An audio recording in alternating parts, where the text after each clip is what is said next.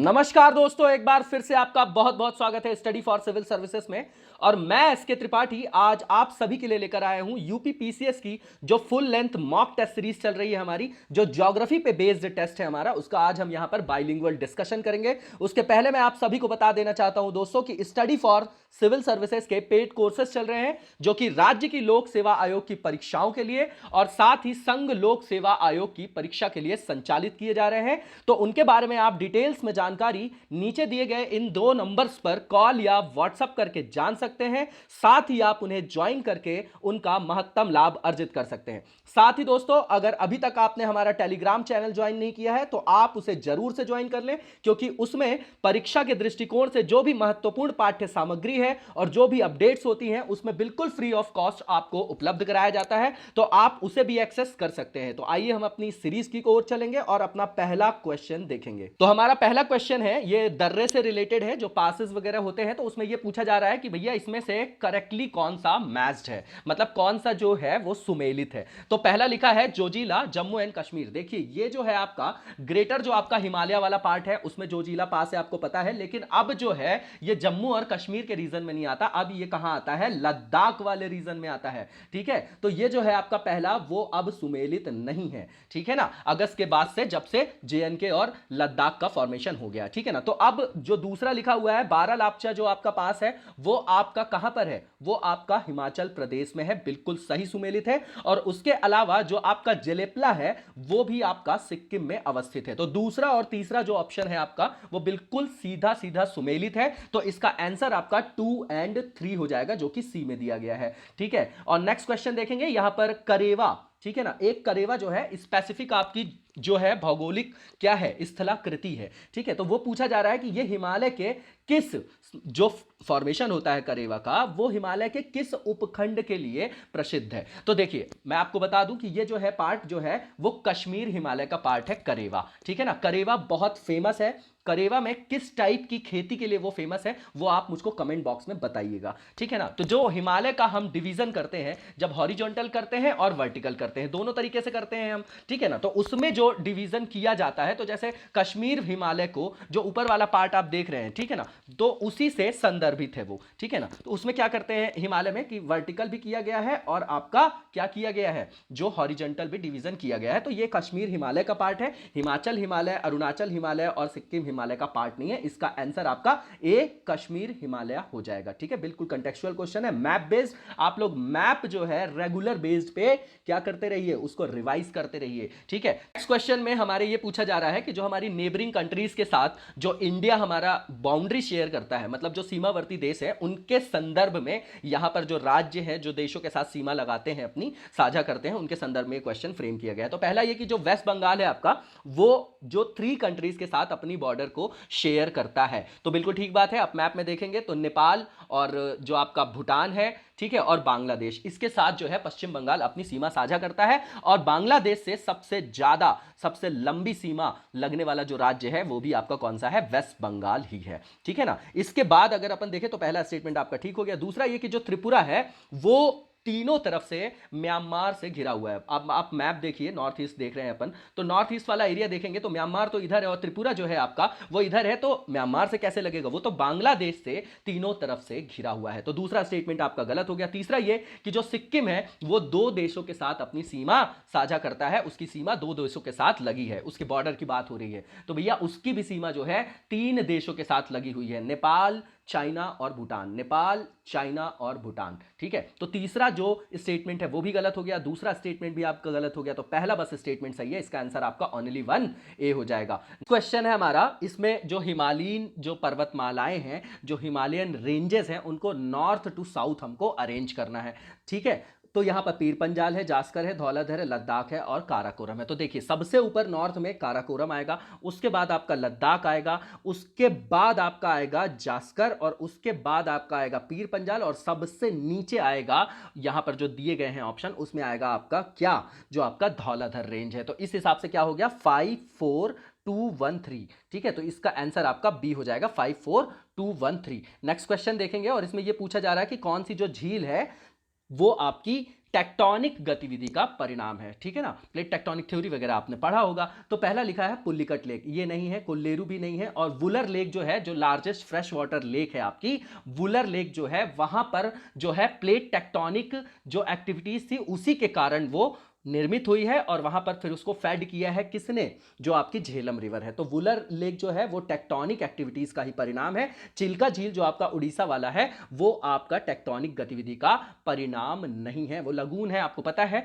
और ये जो है आपकी वुलर, वो टेक्टोनिक एक्टिविटीज का परिणाम है। तो इसका आंसर आपका सी हो जाएगा। नेक्स्ट क्वेश्चन देखेंगे, यहां पर ये पूछा जा रहा है कि जो न्यू फाउंडलैंड का जो एरिया है, जो रीजन है उसके आसपास का, वो बहुत अच्छा है फिशिंग के लिए, मत्स्यन के लिए। क्यों? तो पहला लिखा है कि गर्म लैब्राडोर धारा में गल्फ स्ट्रीम का ठंडा पानी मिश्रित होता है। देखिए उल्टा लिखा हुआ है, ठीक है ना। लैब्राडोर जो है आपकी, वो आपकी ठंडी जलधारा है, और गल्फ स्ट्रीम जो है वो आपकी गर्म है, ठीक है। और जिस भी क्षेत्र में जहां पर आपकी गर्म और ठंडी जो धारा है वो मिश्रित होती है, तो वहां पर जो मछलियों का भोजन होता है, प्लैंकटन, वो बढ़ जाता है ना, वहां पर वो ज्यादा होता है, और उसकी वजह से वहां पर मत्स्यन के क्षेत्र के रूप में, वो समृद्ध क्षेत्र के रूप में स्थापित हो जाता है, ठीक है। तो जैसे आप न्यू फाउंडलैंड देख रहे हैं, जैसे आप जापान साइड में देखिए, वहां पर क्यूरोशिवो और जो ओवोशिवो जो जहां पर मिल रही है ना, ओयशिवो और जो आपका क्यूरोशिवो है जहां पर मिल रही है, वहां पर भी मत्स्यन का अच्छा ग्राउंड है, ठीक है। तो जो दूसरे ऑप्शन में लिखा है कि ठंडी लैब्राडोर धारा में गल्फ स्ट्रीम का गर्म पानी मिश्रित होना, बिल्कुल यही जो ऑप्शन है आपका सही है।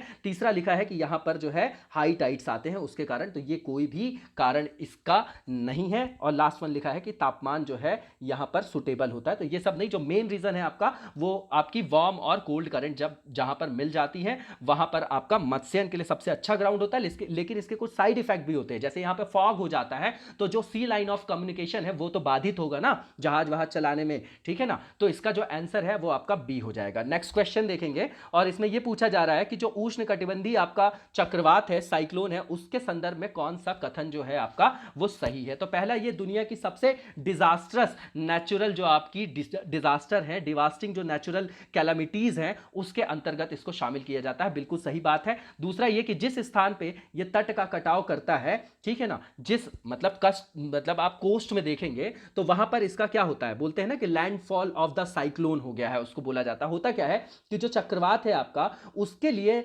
जो इंजन की तरह काम करता है। तो जैसे वो पानी का टेम्परेचर बढ़ता है, तो जो उसकी जो मतलब जो टेम्परेचर है, जो हीट, जो उसका हीट है, टेम्परेचर है, वही उसके सोर्स के रूप में काम करता है, इंजन के रूप में। तो आप देखेंगे कि जैसे जैसे वो पानी के ऊपर रहेगा तो बहुत शक्तिशाली हो जाएगा, लेकिन जैसे ही वो लैंड पे आता है तो उसकी जो एनर्जी सप्लाई वाला वो इंजन है वो उससे कट जाता है, क्योंकि वो जो है पानी वाली जो हीट मिल रही है उसको वहां से वो नहीं मिलेगी, और लैंड पे आते ही वो क्या हो जाता है, वो क्षीण हो जाता है, और वहीं पर उसका चक्रवात जो है उसका लैंडफॉल बोला जाता है, वहां पर उसका लैंडफॉल हो जाता है, ठीक है ना। तो जो दूसरा स्टेटमेंट है वो भी ठीक है। तीसरा ये कि जो कोरियोलिस फोर्स होता है वो हेल्प करता है इसको, बिल्कुल जो आपके आपके जो उष्णकटिबंधीय चक्रवात की उपस्थिति और उसके सृजन के लिए जो सहायक बल के रूप में काम करता है वो कोरियोलिस बल करता है, क्योंकि वो उसको विक्षेपित करता है, ठीक है ना। और एक्सट्रीम लो प्रेशर जो है सेंटर में क्रिएट होता है, ठीक है ना, और वही उसकी चक्रवात की आंख बोली जाती है।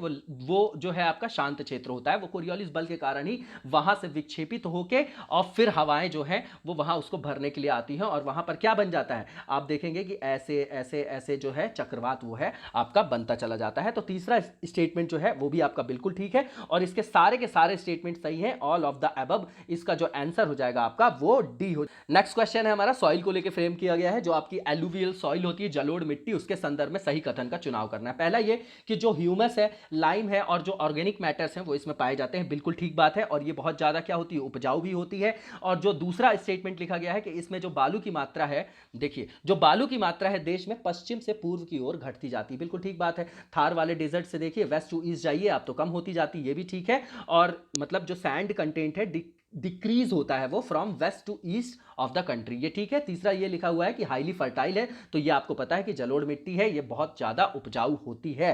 तो यहां पर भी सारे के सारे स्टेटमेंट आपके बिल्कुल सही है, इसका आंसर आपका डी हो जाएगा, all of the above. Next question देखेंगे हम, और पूछा जा रहा है कि जो भारत में पाई जाने वाली मिट्टी है उसके बारे में कुछ स्टेटमेंट्स दिए गए हैं, बताना है कि कौन सा सही है। तो पहला ये कि सेल्फ प्लगिंग मतलब स्व जुताई जो है वो काली मिट्टी की एक विशेषता है, किसकी? ब्लैक सॉइल की, ठीक है ना। क्यों? क्योंकि ये सूखने पे इसमें चौड़ी दरारें बन जाती हैं। देखिए, जब वो गीली रहती है और जब वो सूख जाती है तो सूख जाने से उसमें क्या दरारें पड़ जाती हैं। तो बोलते हैं ना प्लाऊ वगैरह की जो उसमें जरूरत नहीं पड़ती, तो उसमें क्या है कि चौड़ी दरारें बन जाने से उसको ये संज्ञा दी गई कि भैया ये तो सेल्फ प्लगिंग वाली आपकी काली मिट्टी है। मालवा वाले रीजन में देख लीजिए जहां पर भी आपका कपास उत्पादक क्षेत्र है वो आपकी काली मिट्टी वाला क्षेत्र होगा, ठीक है ना। तो काली मिट्टी को ये बोला जाता है कि ये सेल्फ प्लगिंग जो है इसकी अपनी कैरेक्टरिस्टिक है, क्योंकि ये सूखने पे क्या हो जाएगी, इसमें चौड़ी चौड़ी दरारें बन जाती हैं, बिल्कुल ठीक है। और जो दूसरा आपका स्टेटमेंट दिया गया है कि जो रेड सॉइल है, जो आपकी लाल मिट्टी होती है, वो कहां पाई जाती है? जहां पर कम वर्षा वाले क्षेत्र में पाई जाती है, बिल्कुल ठीक बात है। जहां पर भी रेनफॉल कम होगा, जैसे आप इंडिया देखेंगे तो इंडिया में क्या है आपका,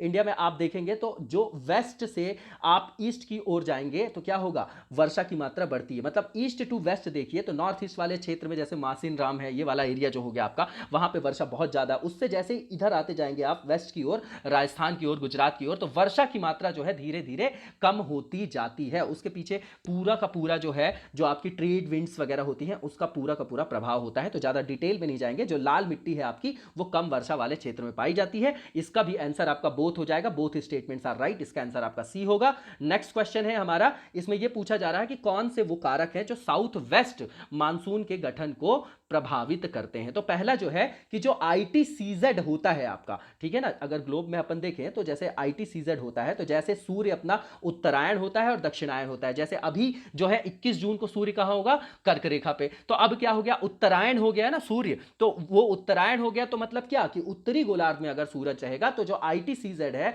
जो ट्रेड विंड्स की वगैरह, मतलब जो आपकी नॉर्थ वाली जो ट्रेड विंड होती है और सदर्न हेमिस्फीयर वाली जो ट्रेड विंड होती है, वो दोनों जहां पे मिलती है वहां पर आईटीसीजेड जो है फॉर्म होता है। तो जैसे जैसे सूरज की मूवमेंट होगी आईटीसीजेड भी मूव करता है। अगर वो नॉर्थवर्ड होगा उत्तरायण, तो आईटीसीजेड जो है ऊपर चला जाएगा, है ना, थोड़ा उत्तर की ओर खिसक जाएगा। और जब जैसे 22 दिसंबर को सूरज दक्षिणी गोलार्ध में है, तो उसके कारण क्या होगा, आईटीसीजेड जो है आपका, हाँ, अंतः उष्ण कटिबंधीय जो अभिसरण क्षेत्र, वहां कन्वर्जेंस हो रहा है ना ट्रेड विंड्स का, उसी के कारण उसको अभिसरण क्षेत्र बोलते हैं। तो वो जो है जब दक्षिणायन हो जाएगा सूरज, तो कहां, वो जो है आईटीसीजेड आपका दक्षिणी गोलार्ध की ओर खिसक जाता है, ठीक है ना। तो इसके पोजीशन के चेंज होने का प्रभाव सीधे सीधे हम दक्षिण मानसून के गठन में देख सकते हैं। तो जो मानसून के गठन को प्रभावित करने वाला कारक है, उसमें आईटीसीजेड की जो आपकी पोजीशन है वो चेंज होना बहुत महत्वपूर्ण कारक में से एक है।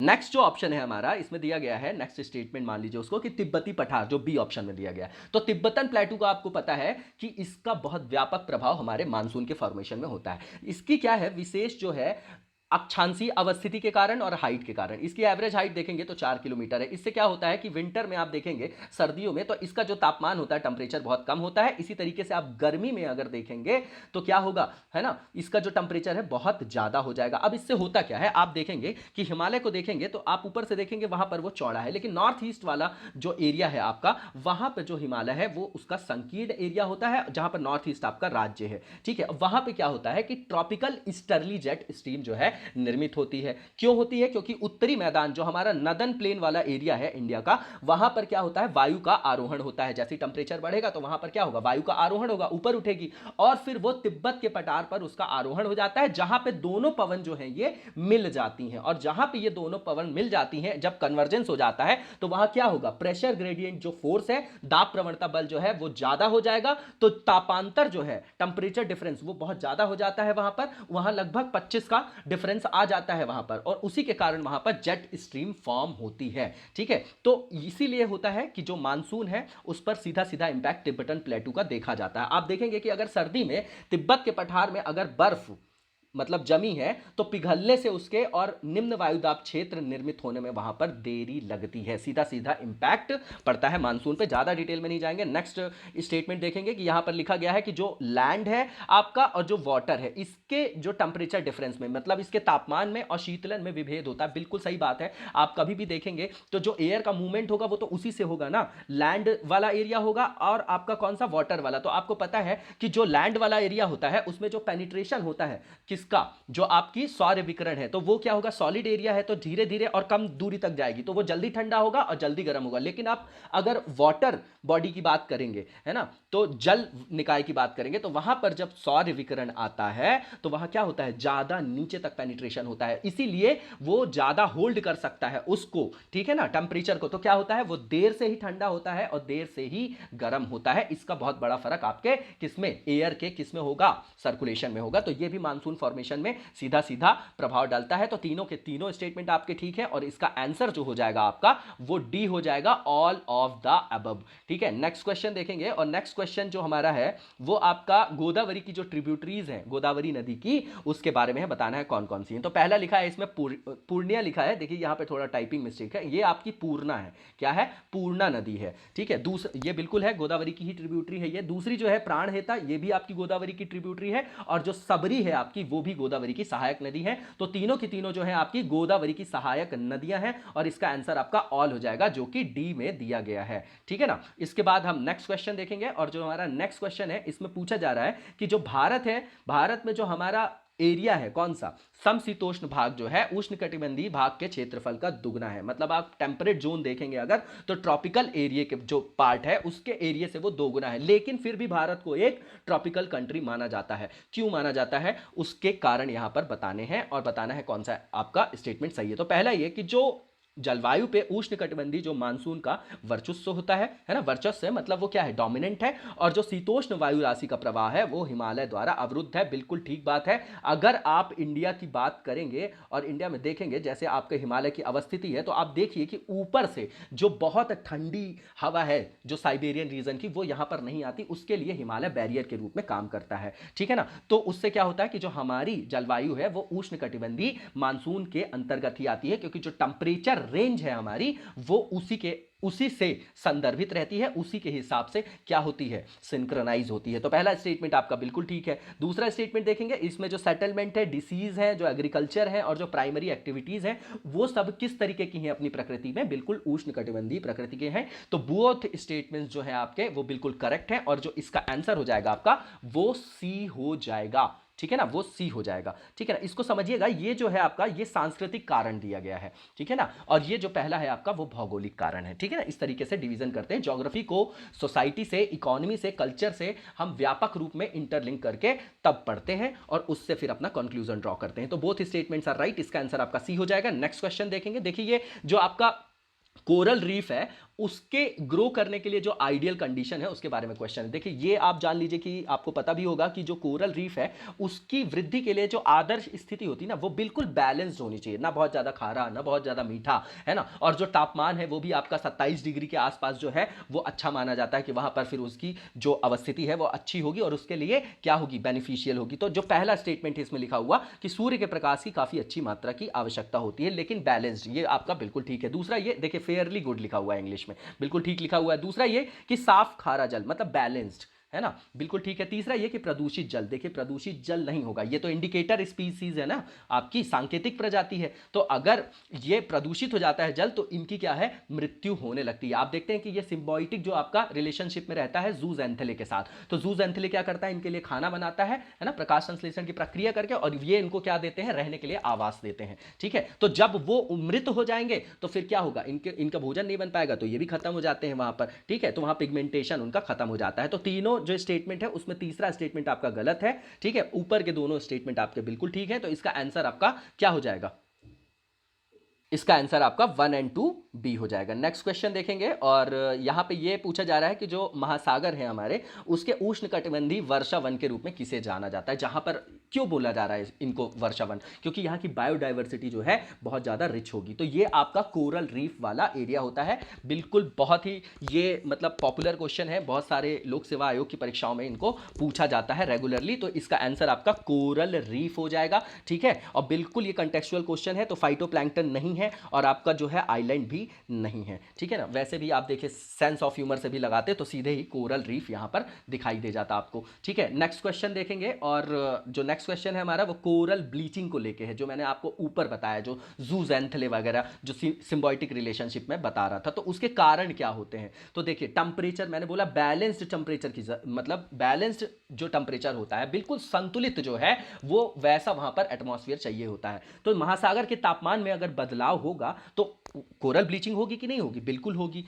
दूसरा जो है सूरज की रोशनी में अधिक अनावरण, मतलब ओवर एक्सपोजर टू सनलाइट, तो भैया उससे भी तो टेम्परेचर जो है वो क्या हो जाएगा, मतलब एक्सट्रीम हो जाएगा। जो वहां पर रिलेटिव देखते हैं कि वहां के अपेक्षा जो इनकी वृद्धि में सहायक तापमान है उससे ज्यादा हो जाएगा। तीसरा लिखा हुआ है कि एक्सट्रीम जो आपका क्या होता है, लो टाइड्स होते हैं। देखिए फिर ये एक्सट्रीम वाली क्लाइमेटिक कंडीशन हो गई। अगर लघु ज्वार हो जाएगा तो फिर वो बहुत ज्यादा क्या होता है, लघु ज्वार में पानी नीचे, तो अति लघु ज्वार जो आएगा वो भी उसके लिए क्या हो जाएगा, वो भी नुकसानप्रद हो जाएगा। तो ऑल स्टेटमेंट्स आर राइट और इसका आंसर आपका क्या होगा, कोरल ब्लीचिंग के सभी कारण है, all of the above D. Next question देखिए, नेक्स्ट क्वेश्चन है हमारा इंडिया में जो रॉक सिस्टम है उससे रिलेटेड है और बताना है कि कौन सा स्टेटमेंट आपका ठीक है। तो पहला ये कि जो धारवाड़ रॉक सिस्टम है, धारवाड़ क्रम की जो चट्टाने हैं, देखिए कर्नाटक वगैरह वाला एरिया आप देख रहे हैं, कर्नाटक वाला जहां पे बाबू बुदान की पहाड़ी है ना, आयरन ओर के लिए बहुत फेमस है ना, उच्च गुणवत्ता युक्त जो लौह अयस्क है ना, तो वही एरिया की बात कर रहे हैं। वहां पे जो धारवाड़ क्रम की चट्टाने हैं, बोल रहे हैं कि भैया ये आर्थिक रूप से बहुत इंपॉर्टेंट है और इसमें जो है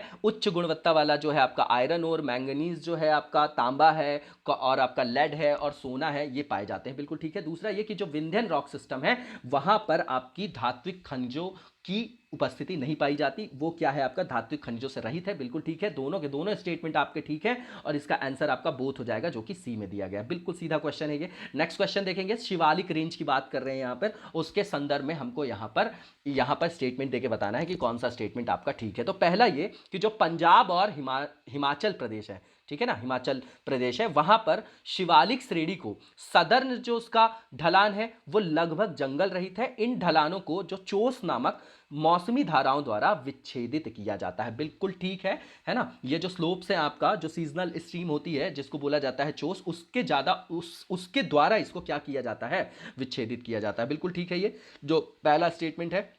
दूसरा स्टेटमेंट लिखा गया है कि मतलब नेपाल की जो, जैसे अपन हिमालय का वर्गीकरण करते हैं तो उसी में ये श्रेणियां हैं कि नेपाल की जो महाभारत जो श्रेणी है, जैसे उसको क्या बोला जाता है, शिवालिक श्रेणी में आती है। देखिए ये गलत लिखा हुआ है, वो शिवालिक श्रेणी में आपका नहीं आता है, वो मिडिल हिमालय में आता है जिसको लेसर बोला जाता है, ठीक है ना। तो ये क्या है आपका, जो इसमें लिखा गया है कि शिवालिक का पार्ट है, तो शिवालिक का पार्ट नहीं है, वो लेसर हिमालय का पार्ट है। कहां का पार्ट है, वो लेसर हिमालय का पार्ट है, ठीक है। तो ये जो आपका नेपाल की जो महाभारत श्रेणी लिखा गया है, ये महाभारत लेक रेंज जो है वो आपकी शिवालिक रेंज में नहीं आती, वो आपकी लेसर हिमालय का पार्ट है। देखिए जब आप इसको नॉर्थ से साउथ जब डिवीजन देखते हैं हिमालय का, तो जो आपका ग्रेटर हिमालय है, जिसको आप वृहत हिमालय बोलते हैं, हिमाद्री भी बोलते हैं, उसकी एवरेज हाइट आपकी क्या है, 6000 मीटर है। उसके बाद मिडिल हिमालय देखेंगे तो उसकी एवरेज हाइट जो है 4000 के करीब है, और आपकी जो लोअर हिमालय है जिसको आप शिवालिक बोलते हैं वो 1500 मीटर की रेंज में आता है। तो ये जो है ये आपका इसका पार्ट नहीं है शिवालिक का, ये आपका लेसर हिमालय का पार्ट है, ठीक है। तो ये आपका दूसरा स्टेटमेंट गलत हो गया, केवल पहला स्टेटमेंट आपका ठीक है। तो इसका आंसर आपका ओनली 1 ए हो जाएगा। नेक्स्ट क्वेश्चन देखेंगे और नेक्स्ट क्वेश्चन में पूछा जा रहा है स्टेटमेंट देके कि कौन सा स्टेटमेंट सही है। तो पहला ये कि जो माउंट एवरेस्ट है उन्होंने 19वीं सदी के मध्य में, ठीक है, जॉर्ज एवरेस्ट द्वारा पहली बार अवस्थित की गई थी, उसका मतलब नामकरण किया गया था, उन्हीं के नाम पर है ये, ठीक है ना। मिडिल जब आपका 19वीं जो शताब्दी चल रही थी उसके बीच में जब आप हिस्ट्री भी पढ़ते हैं स्पेक्ट्रम, तो वहां पर भी ये फैक्ट आपको दिखाई देता है। दूसरा ये बिल्कुल ठीक है। दूसरा ये कि इसे भारत के जो ग्रेट ट्रिग्नोमेट्रिकल जो सर्वे था उसके द्वारा दुनिया की सबसे ऊंची चोटी के रूप में क्या किया गया, स्थापित किया गया था, बिल्कुल ठीक है। दोनों स्टेटमेंट आपके ठीक है, बिल्कुल फैक्चुअल जानकारी है, बोथ स्टेटमेंट्स आर राइट और इसका जो आंसर हो जाएगा आपका वो सी हो जाएगा। नेक्स्ट क्वेश्चन देखेंगे और इसमें यह पूछा जा रहा है कि जो आपकी चोटियां हैं, है ना, जो पहाड़ियां हैं आपकी, ठीक है ना, जो रेंजेस हैं, ये चोटियां नहीं, पीक्स नहीं है, ये आपकी रेंजेस हैं, हिल्स हैं, तो उनको आपको नॉर्थ टू साउथ लगाना है, ठीक है ना। अब आप देखेंगे जब आप मैप बनाते हैं और जब मैप में आप देखते हैं इंडिया का मैप, तो आप देखेंगे कि नॉर्थ ईस्ट साइड की जब आप बात करेंगे तो नॉर्थ ईस्ट वाले एरिया में आप देखेंगे तो ऊपर से नीचे तक ये जो दी गई है, जैसे मिशमी है तो आपका वो ऊपर है, उसके बाद आप देखेंगे तो यहाँ पर लिखा हुआ है जो पटकाई बूम है, ठीक है, उसके बाद बरेल रेंज और उसके बाद लुसाई। लुसाई को ही आपको सबसे नीचे में है वो मीजो हिल्स भी बोला जाता है, जो आपका लुसाई लिखा हुआ है, ठीक है ना। तो 1 2 3 4 नॉर्थ टू साउथ इसमें बिल्कुल अरेंज लिखा गया है, यही इसका ऑर्डर भी है, ठीक है ना। यहाँ बीच में आप गारो खासी जयंतिया भी देखते हैं, जो वेस्ट टू ईस्ट है, गारो खासी और आपका जो आपका जयंतिया वाला रेंज वाला एरिया है, ठीक है। इन्हीं पहाड़ियों के नाम पे वहां पर जनजातियां भी हैं, तो जनजातियां अलग से रटने की जरूरत आपको नहीं पड़ेगी, ठीक है ना। तो 1 2 3 4 सबसे ऊपर आपकी मिशमी, उसके बाद पटकाई बूम, उसके बाद बरेल रेंज और उसके बाद लुसाई पहाड़ी। तो इसका आंसर क्या हो जाएगा आपका 1 2 3 4 हो जाएगा। नेक्स्ट क्वेश्चन देखेंगे और ए मतलब इसका आंसर आपका ए हो जाएगा, ए में दिया गया था 1 2 3 4। नेक्स्ट क्वेश्चन है, इसमें भी स्टेटमेंट दिए गए हैं, बताना है कौन सा सही है। तो जो पहला स्टेटमेंट है हमारा, उसमें यह बोला जा रहा है कि असम हिमालय का जो विस्तार है, क्या असम हिमालय का जो विस्तार है वो सिक्किम, असम और अरुणाचल प्रदेश में है, ठीक है ना। तो बिल्कुल ठीक है, जो पहला वाला आपका स्टेटमेंट है, ठीक है। लोकेशन आप देखेंगे तो वही दिखाई देगी आपको लोकेशन में, ठीक है ना। ये वाला जो एरिया है वो असम हिमालय की बात करें, बिल्कुल ठीक है। दूसरा ये कि जो असम हिमालय है वो ईस्ट में, जो असम हिमालय है वो ईस्ट में आपका, ईस्ट साइड में वो तीस्ता नदी से, और जो वेस्ट वाला पार्ट है आपका वो किससे, ब्रह्मपुत्र नदी से। बिल्कुल उल्टा लिखा हुआ है, देखिए आप देखिए कि यहाँ पर जो तीस्ता नदी वाला जो बांग्लादेश के साथ इंडिया का इशू भी है, आप लोग पढ़ते होंगे, ठीक है ना, वो आईआर में। तो क्या है कि जो ब्रह्मपुत्र नदी है वो आपकी ईस्टर्न साइड में है और तीस्ता कहाँ है, वेस्ट साइड में। तो बिल्कुल उल्टा लिखा हुआ है, इसलिए दूसरा स्टेटमेंट आपका गलत है। Only first statement is right, इसका आंसर आपका ओनली 1 ए हो जाएगा। नेक्स्ट क्वेश्चन देखेंगे और इस पर जो आपके ग्लेशियर लिखे हुए हैं और उसके साथ ही उनकी आपको मतलब अवस्थिति के साथ उनका मिलान करना है, ठीक है ना। तो जो सबसे पहले लिखा गया है यहां पर हिस्पर, जो आपका क्या है, ग्लेशियर है, ठीक है ना। हिस्पर ग्लेशियर की यहां पर बात कर रहे हैं। तो जो आपका गिलगिट बाल्टिस्तान वाला जो एरिया है ना, पाकिस्तान के संदर्भ में ये अभी आप देख रहे होंगे कि करंट अफेयर्स में भी था। तो गिलगिट बाल्टिस्तान वाला जो एरिया है वहां पर हिस्पर ग्लेशियर है, ठीक है ना। तो पहले का आपका बी हो गया। दूसरे जो सियाचिन है वो आपको बिल्कुल अच्छे से पता है कि वो काराकोरम रेंज है और पूरे वर्ल्ड का सबसे हाईएस्ट बैटल फील्ड भी है, ठीक है ना। सियाचिन ग्लेशियर की बात कर रहे हैं, तो आपका दूसरे का क्या हो जाएगा, सी हो जाएगा। और फेडचेंको जो आपका ग्लेशियर है, ठीक है ना, अगर आप मतलब क्रायोस्फीयर वाला जो एरिया है वो छोड़ दें तो उसके अलावा पाए जाने वाले सबसे बड़े ग्लेशियर्स में से इसका नाम आता है, जो फेडचेंको आपका ग्लेशियर है, और ये आपका पामीर रेंज में अवस्थित है। तो 3 का आपका ए हो जाएगा। इन सब को आप मैप में जरूर देख जाइएगा, ठीक है ना। तो इसका जो आंसर हो जाएगा, फर्स्ट का बी है, सेकंड का सी और थर्ड का ए, तो इसका आंसर आपका बी हो जाएगा। नेक्स्ट क्वेश्चन देखेंगे और इसमें भी आपको नॉर्थ टू साउथ आपको क्या लगाना है, दर्रों को व्यवस्थित करना है, ठीक है ना। तो सबसे पहले लिखा है जो आपका पेंसिला पास है ना, तो ये सबसे ऊपर वाली रेंज में हो गया। उसके बाद आपका चोरला घाट है और पाल घाट तो आपको पता है कि नीचे वाला एरिया है तमिलनाडु और केरला वाला, ठीक है ना। तो 1 2 3 बिल्कुल ऑर्डर में लिखा गया है, नॉर्थ टू साउथ। इसका आंसर जो हो जाएगा आपका 22 का, वो क्या हो जाएगा आपका ए हो जाएगा, ठीक है। नेक्स्ट क्वेश्चन देखेंगे और नेक्स्ट क्वेश्चन है हमारा पासेस के बारे में। यहां पर क्वेश्चन मतलब फ्रेम किया गया है, स्टेटमेंट देके पूछा जा रहा है कि कौन सा आपका सही है। तो पहला ये ऑप्शन दिया है कि मिटांका, क्या बोल रहे हैं इसको, मिटांका जो पास है आपका वो ट्राई जंक्शन है, किसके किसके लिए, इंडिया के लिए, चाइना के लिए और अफगानिस्तान के लिए। तो उनकी सीमा पे क्या है, ये ट्राई जंक्शन है, बिल्कुल ठीक बात है। दूसरा जो लिखा गया है कि मुलिंगला जो पास है वो सिचुएटेड है कहां, गंगोत्री के कहां, नॉर्थ में। तो दोनों के दोनों जो बोथ स्टेटमेंट्स दिए गए हैं यहां पर वो बिल्कुल सही है और इसका आंसर आपका बोथ हो जाएगा, ठीक है, जो कि सी में लिखा गया है। नेक्स्ट क्वेश्चन देखेंगे और इसमें लिखा गया है, स्टेटमेंट देके पूछा जा रहा है कि कौन सा सही है। तो पहला ये कि जो भारत में गंगा ब्रह्मपुत्र का जो मैदान है वो दुनिया का सबसे बड़े जलोढ़ मार्ग में क्या है, शामिल है। वो दुनिया का सबसे बड़ा आपका क्या है, एलुवियल ट्रैक्ट बोला जाता है, लार्जेस्ट। तो बिल्कुल सही है जो पहला स्टेटमेंट है आपका। दूसरा स्टेटमेंट देखेंगे, इसमें लिखा गया है कि उत्तराखंड में जो जिम कार्बेट है, जो जिम कार्बेट है नेशनल पार्क, वो तराई बेल्ट में स्थित है। तो बिल्कुल जो दूसरा स्टेटमेंट है आपका वो भी आपका बिल्कुल ठीक है। तीसरा ये कि जो डेल्टा रीजन है बारिंद प्लेन्स वाला, ठीक है ना, वो आपके भांगर का क्षेत्रीय रूपांतर है। जो बांगर और आप खादर ये सब पढ़ते हैं ना, बांगर भांगर और जो खादर है आपका, ठीक है। ये होता क्या है दरअसल, जब आप नॉर्थ जो आपका मतलब नदन प्लेन में जो गंगा प्लेन वाला एरिया है उसको जब आप नॉर्थ टू साउथ उसको डिवाइड करते हैं तो सबसे ऊपर आपका आता है भाबर, उसके बाद आपका आता है तराई, उसके बाद आपका आता है बांगर और उसके बाद आता है खादर, ठीक है, इस टाइप से उसको क्या किया जाता है, डिवाइड किया जाता है। जो बाढ़ का मैदान वाला एरिया है उसमें जो पुरानी मृदा होती है उसी को बांगर बोलते हैं, और जो न्यू एलुवियल सॉइल होती है, नई जलोढ़ मृदा, उसको खादर बोलते हैं। ठीक है ना, तो ये यहां पर वही पूछा जा रहा है कि जो ये आपका बांगर वाला है ना, भांगर वाला जो इलाका है, कौन सा भांगर वाला, वो डेल्टा क्षेत्र में बारिंद मैदान में है। तो बिल्कुल ठीक बात है ये, है ना, ये लगा हुआ एरिया है जो अपना मतलब वेस्ट बंगाल और जो आपका बांग्लादेश वाला रीजन है, तो वहां पर जो ये है डेल्टा क्षेत्र में इसको बारिंद मैदान बोला जाता है। वो क्षेत्रीय रूपांतर है बांगर का। ठीक है, तो तीनों के तीनों जो स्टेटमेंट है बिल्कुल ठीक है, और इसमें ऑल सी में लिखा गया है, इसका आंसर आपका सी हो जाएगा। नेक्स्ट क्वेश्चन देखेंगे, और इसमें यह पूछा जा रहा है कि ईस्ट टू वेस्ट जो आपके मतलब ऑर्डर में लगाना है, मैदानों को व्यवस्थित करना है। ठीक है ना, मैप बेस्ड ये भी क्वेश्चन है। मिथिला,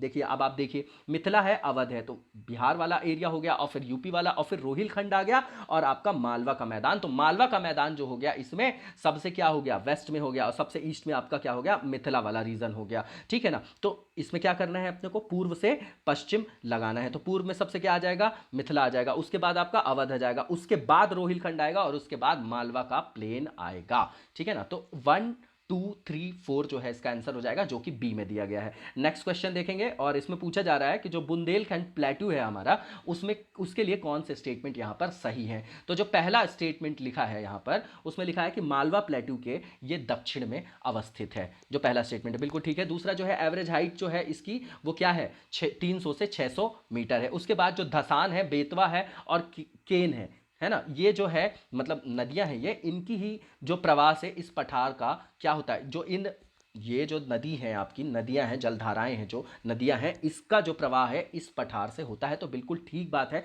बुंदेलखंड के पठार से ही होता है। ये सब जो आप देखेंगे ना, तो ये फिर ट्रिब्यूटरी में भी देखते होंगे, आप पढ़ते होंगे, चंबल है ना, तो उसी उसी से रिलेटेड ये धसान, बेतवा और केन बुंदेलखंड प्लेटू वाला एरिया है। ठीक है ना, उसी रीजन में आपका पन्ना वाला जो है नेशनल पार्क भी है, जो न्यूज में था, किस लिए, नदी संयोजन की न्यूज के कारण करंट में था। तो तीनों के तीनों जो स्टेटमेंट है बिल्कुल ठीक है, और इसका जो आंसर हो जाएगा आपका 26 का, वो ऑल हो जाएगा, जो कि डी में दिया गया है। नेक्स्ट क्वेश्चन देखेंगे, और इसमें लिखा गया है कि जो छोटा नागपुर वाला आपका रीजन है उस पर विचार करना है, बताना है कि कौन सा स्टेटमेंट आपका ठीक है। तो पहला ये कि जो ये कहां पर है, झारखंड में, फिर नदन पार्ट जो हो गया आपका छत्तीसगढ़ में, और जो आपका वेस्ट बंगाल वाला पुरुलिया जिला है उसमें अवस्थित है। बिल्कुल ठीक है पहला स्टेटमेंट। दूसरा स्टेटमेंट जो है कि ये मैकाल जो श्रेणी है, मैकाल, सतपुड़ा मैकाल की श्रेणी, जो अमरकंटक प्लेट्यू पढ़ते हैं आप, ठीक है, तो अमरकंटक प्लेट्यू में पढ़ते हैं ना कि अमरकंटक के पठार से 3 नदियां निकलती हैं, जो नर्मदा है, सोन है और जोहिला है। ठीक है ना, उसके ही बगल से वो मैकाल श्रेणी है, जहां से वो क्या, महानदी है ना, वो निकलती है। तो मैकाल श्रेणी बोल रहे हैं कि मैकाल श्रेणी के उत्तर में है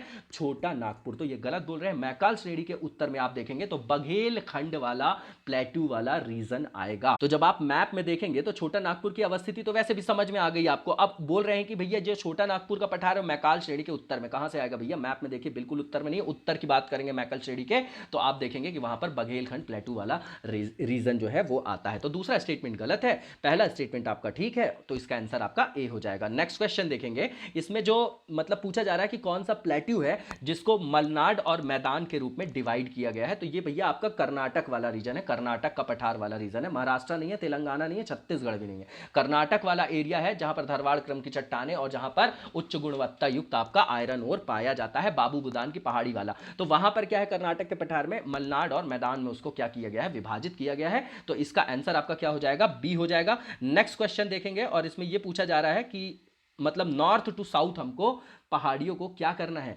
अरेंज करना है, नॉर्थ टू साउथ। तो पहला लिखा है पालकोंडा रेंज, बिल्कुल ठीक है, पालकोंडा के बाद आपका शेवराय लिखा है, और शेवराय के बाद आपका सिरुमलाई, और उसके बाद वरुष नाद लिखा गया है। तो बिल्कुल ठीक है, नॉर्थ टू साउथ जो अरेंज किया गया है वो 1 2 3 4 ही होगा, Palkonda range, then शेवराय, then Sirumalai, और उसके बाद आपका वरुष नाद आता है। ठीक है, तो इसका 1 2 3 4 आंसर हो जाएगा, जो आपका ए में दिया गया है। इसके बाद नेक्स्ट क्वेश्चन देखेंगे, और इसमें जो आपका पेनिनसुलर इंडिया है, जो प्रायद्वीपीय भारत है, उसके बारे में स्टेटमेंट दिए गए हैं। पूछा जा रहा है कौन सा स्टेटमेंट जो है आपका करेक्ट है। तो जो पहला स्टेटमेंट यहां पर लिखा गया है उसमें लिखा गया है कि जो पश्चिमी घाट का सदर्न पार्ट है, पश्चिमी घाट का अगर सदर्न पार्ट देखेंगे, पूछा जा रहा है तो वो उसको कौन, दक्षिणी भाग को, ठीक है, मतलब जो ये पश्चिमी घाट है उसका जो सदर्न पार्ट है उसको पाल घाट की श्रेणी द्वारा मुख्य सह्याद्री श्रेणी से अलग किया जाता है। तो ठीक है आपका ये जो स्टेटमेंट है आपका। दूसरा जो है कि विंध्य जो है पूर्व की ओर बारनेर से और कैमूर पहाड़ियों के रूप में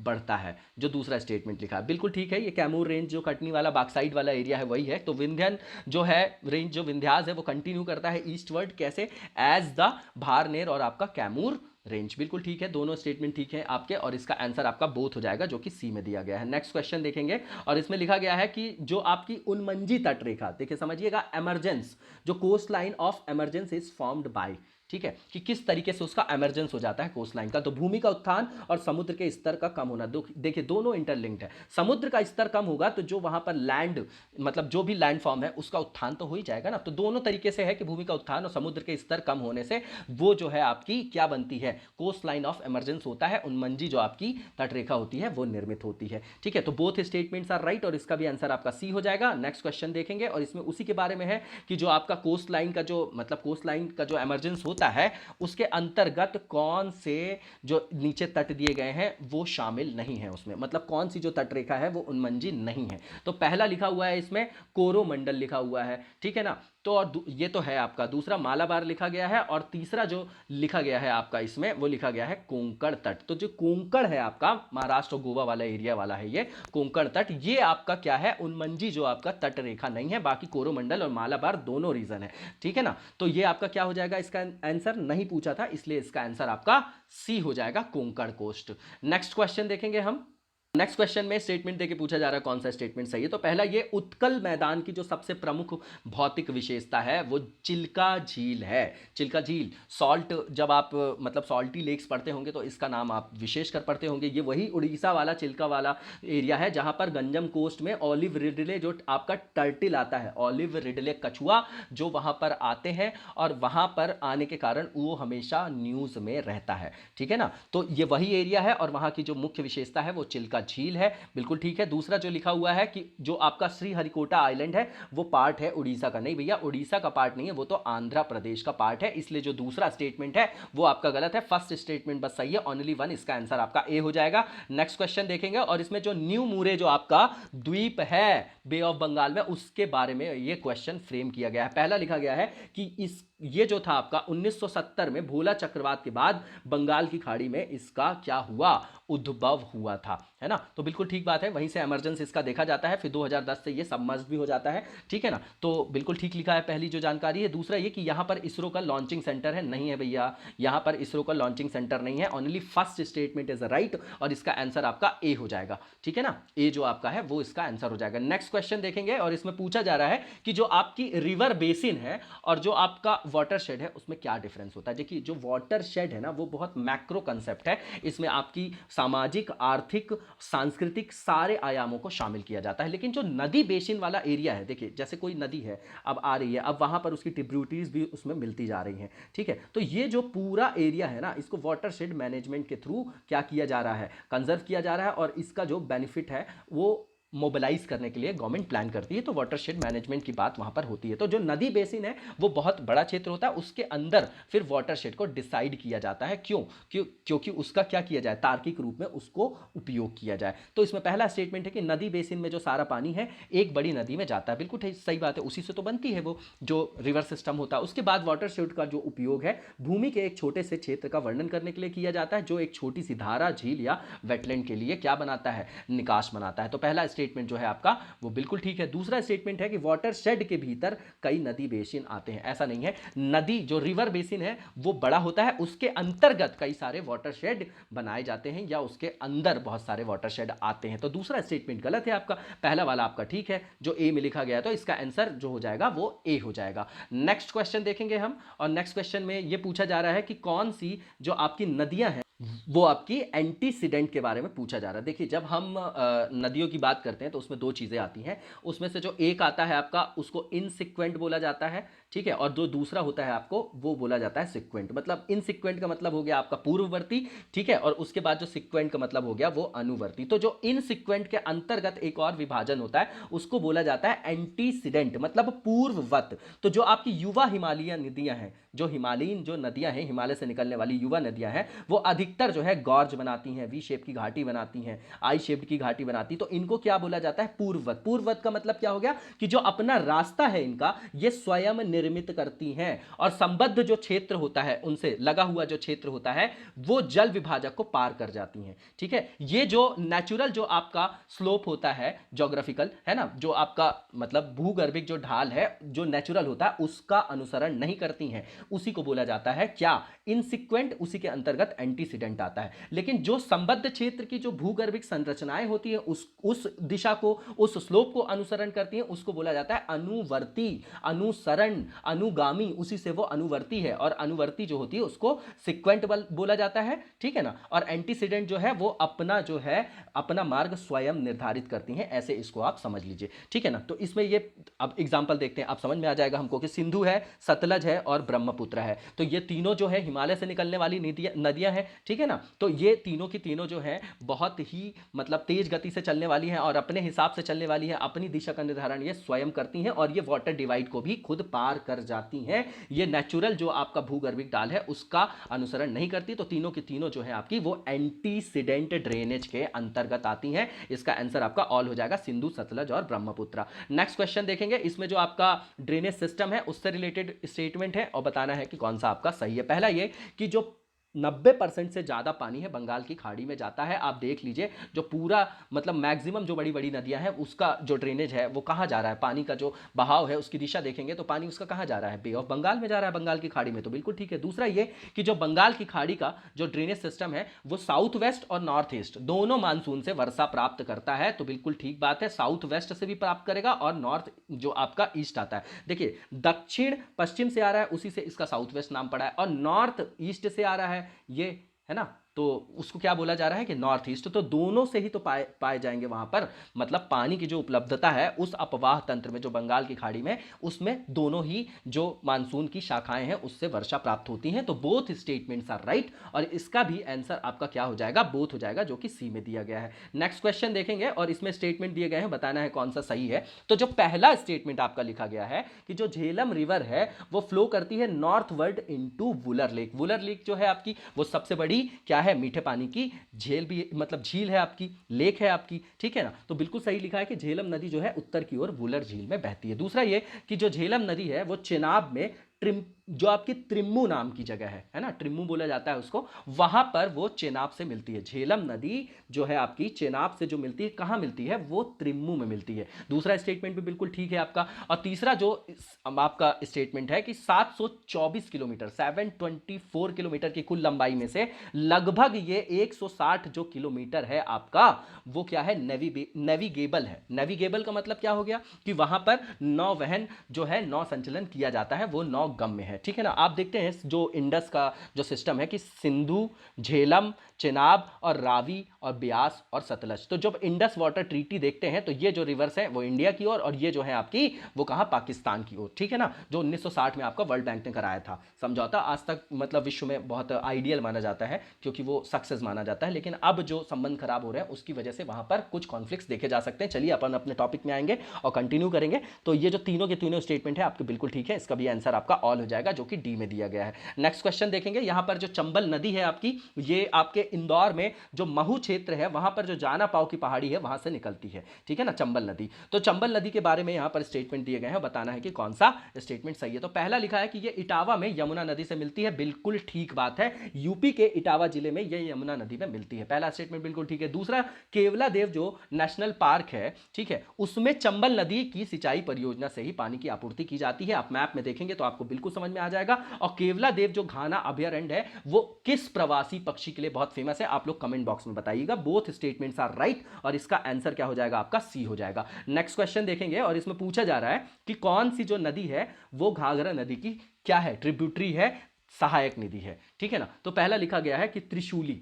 ठीक है ना, तो जो आपकी त्रिशूली नदी है वो किसकी ट्रिब्यूटरी है, वो आपकी ट्रिब्यूटरी है गंडक की।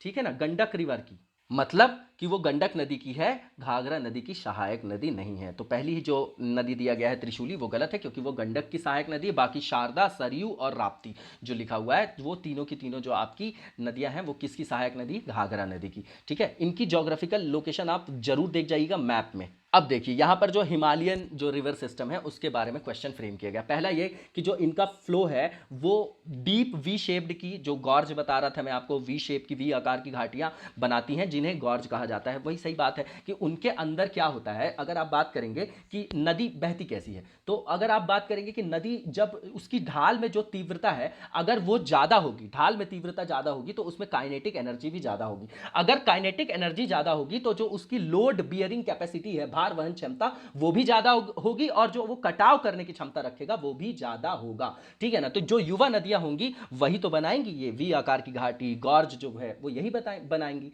ठीक है ना। तो ये बिल्कुल सही है आपका पहला स्टेटमेंट। दूसरा ये कि जो आपका एंटीसीडेंट, जो आपके अभी मैं बता रहा था जो आपको प्रीवियस क्वेश्चन में, एंटीसीडेंट जो ड्रेनेज सिस्टम है वो इसके एग्जाम्पल के अंतर्गत आता है। तो बिल्कुल ठीक है, अपन ने देख लिया। और तीसरा जो स्टेटमेंट है कि इनके जो मुहाने पे बहुत बड़े डेल्टा बनते हैं, तो ये तीसरा भी क्यों, क्योंकि ये जो लोड बियरिंग कैपेसिटी है तो ज्यादा है, तो ज्यादा अवसाद लेके जाते हैं, तो फिर ज्यादा डिपॉजिट करते हैं, वो डेल्टा बनाते हैं। तीसरा भी ठीक है। और जो लास्ट जहां पे स्टेटमेंट दिया गया है कि इनके पास छोटे बेसिन और छोटे जो है आपके कैचमेंट एरियाज हैं, जल ग्रहण क्षेत्र, तो बिल्कुल गलत लिखा है। इनके जो बेसिन होते हैं और जो कैचमेंट एरिया होता है वो भी बड़ा होता है। तो ऊपर के तीनों स्टेटमेंट आपके बिल्कुल ठीक है। इसका आंसर जो हो गया आपका वो क्या हो जाएगा, इसका आंसर आपका ए हो जाएगा, 1, 2 एंड 3। जबकि ये जो चौथा स्टेटमेंट है ये आपका पेनिनसुलर जो रिवर होती हैं आपकी, जो प्रायद्वीपीय आपकी नदियां हैं उसका फीचर है ये फोर्थ जो स्टेटमेंट है। ठीक है, तो 1, 2, 3 इसका आंसर आपका ए हो गया। नेक्स्ट क्वेश्चन देखेंगे, और यहां पर ITCZ के बारे में क्वेश्चन है जो अपन पहले देख रहे थे मानसून के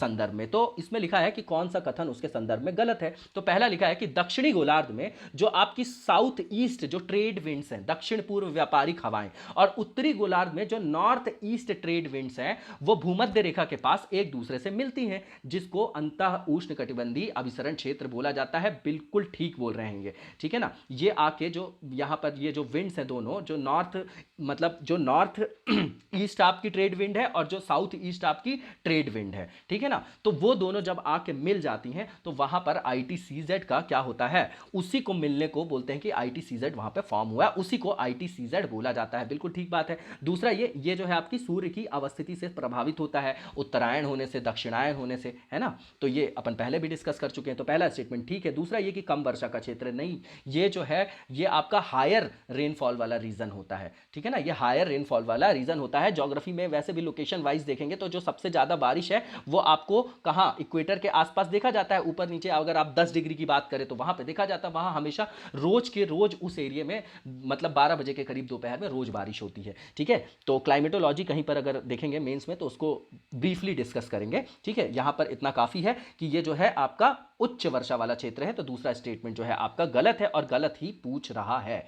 ठीक है ना, तो गलत ही पूछ रहा है, तो दूसरा वाला आपका गलत है। और नेक्स्ट जो स्टेटमेंट है उसमें लिखा गया है कि स्थान, इसका जो स्थान है मौसम परिवर्तन के साथ भूमध्य रेखा के ऊपर और भूमध्य रेखा के नीचे बदलता रहता है, उत्तर और दक्षिण में, उसको बिल्कुल सूर्य की अवस्थिति से आप जोड़कर देखिएगा। ठीक है ना, तो ये आपका तीसरा स्टेटमेंट भी ठीक है, पहला स्टेटमेंट भी ठीक है, दूसरा बस गलत है और गलत पूछा था, इसलिए इसका आंसर आपका बी हो जाएगा। नेक्स्ट क्वेश्चन देखेंगे कि जो शीत ऋतु होती है उसके दौरान जो आपका दक्षिण पश्चिम जो मानसून आता है, ठीक है, वो क्यों अनुपस्थित हो जाता है। ठीक है ना, जो शीत ऋतु के दौरान जो है आपका जो मतलब साउथ वेस्ट मानसून है क्यों अनुपस्थित हो जाता है। तो देखिए इसका सीधा रीजन है कि आपका इसमें ITCZ जो है वो क्या हो जाएगा।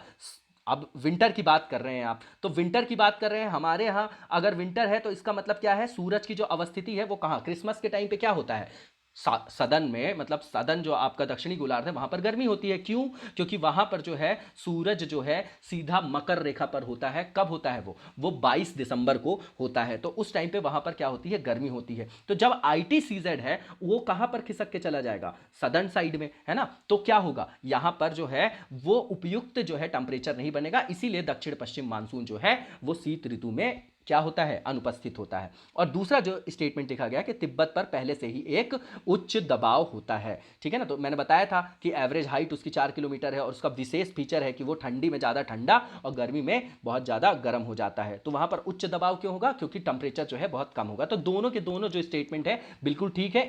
ये जो दोनों कारण है, इनके कारण जो है आपका साउथ वेस्ट मानसून जो है एब्सेंट हो जाता है, किसमें, विंटर्स में, ठीक है ना। तो बोथ इसका आंसर हो जाएगा सी।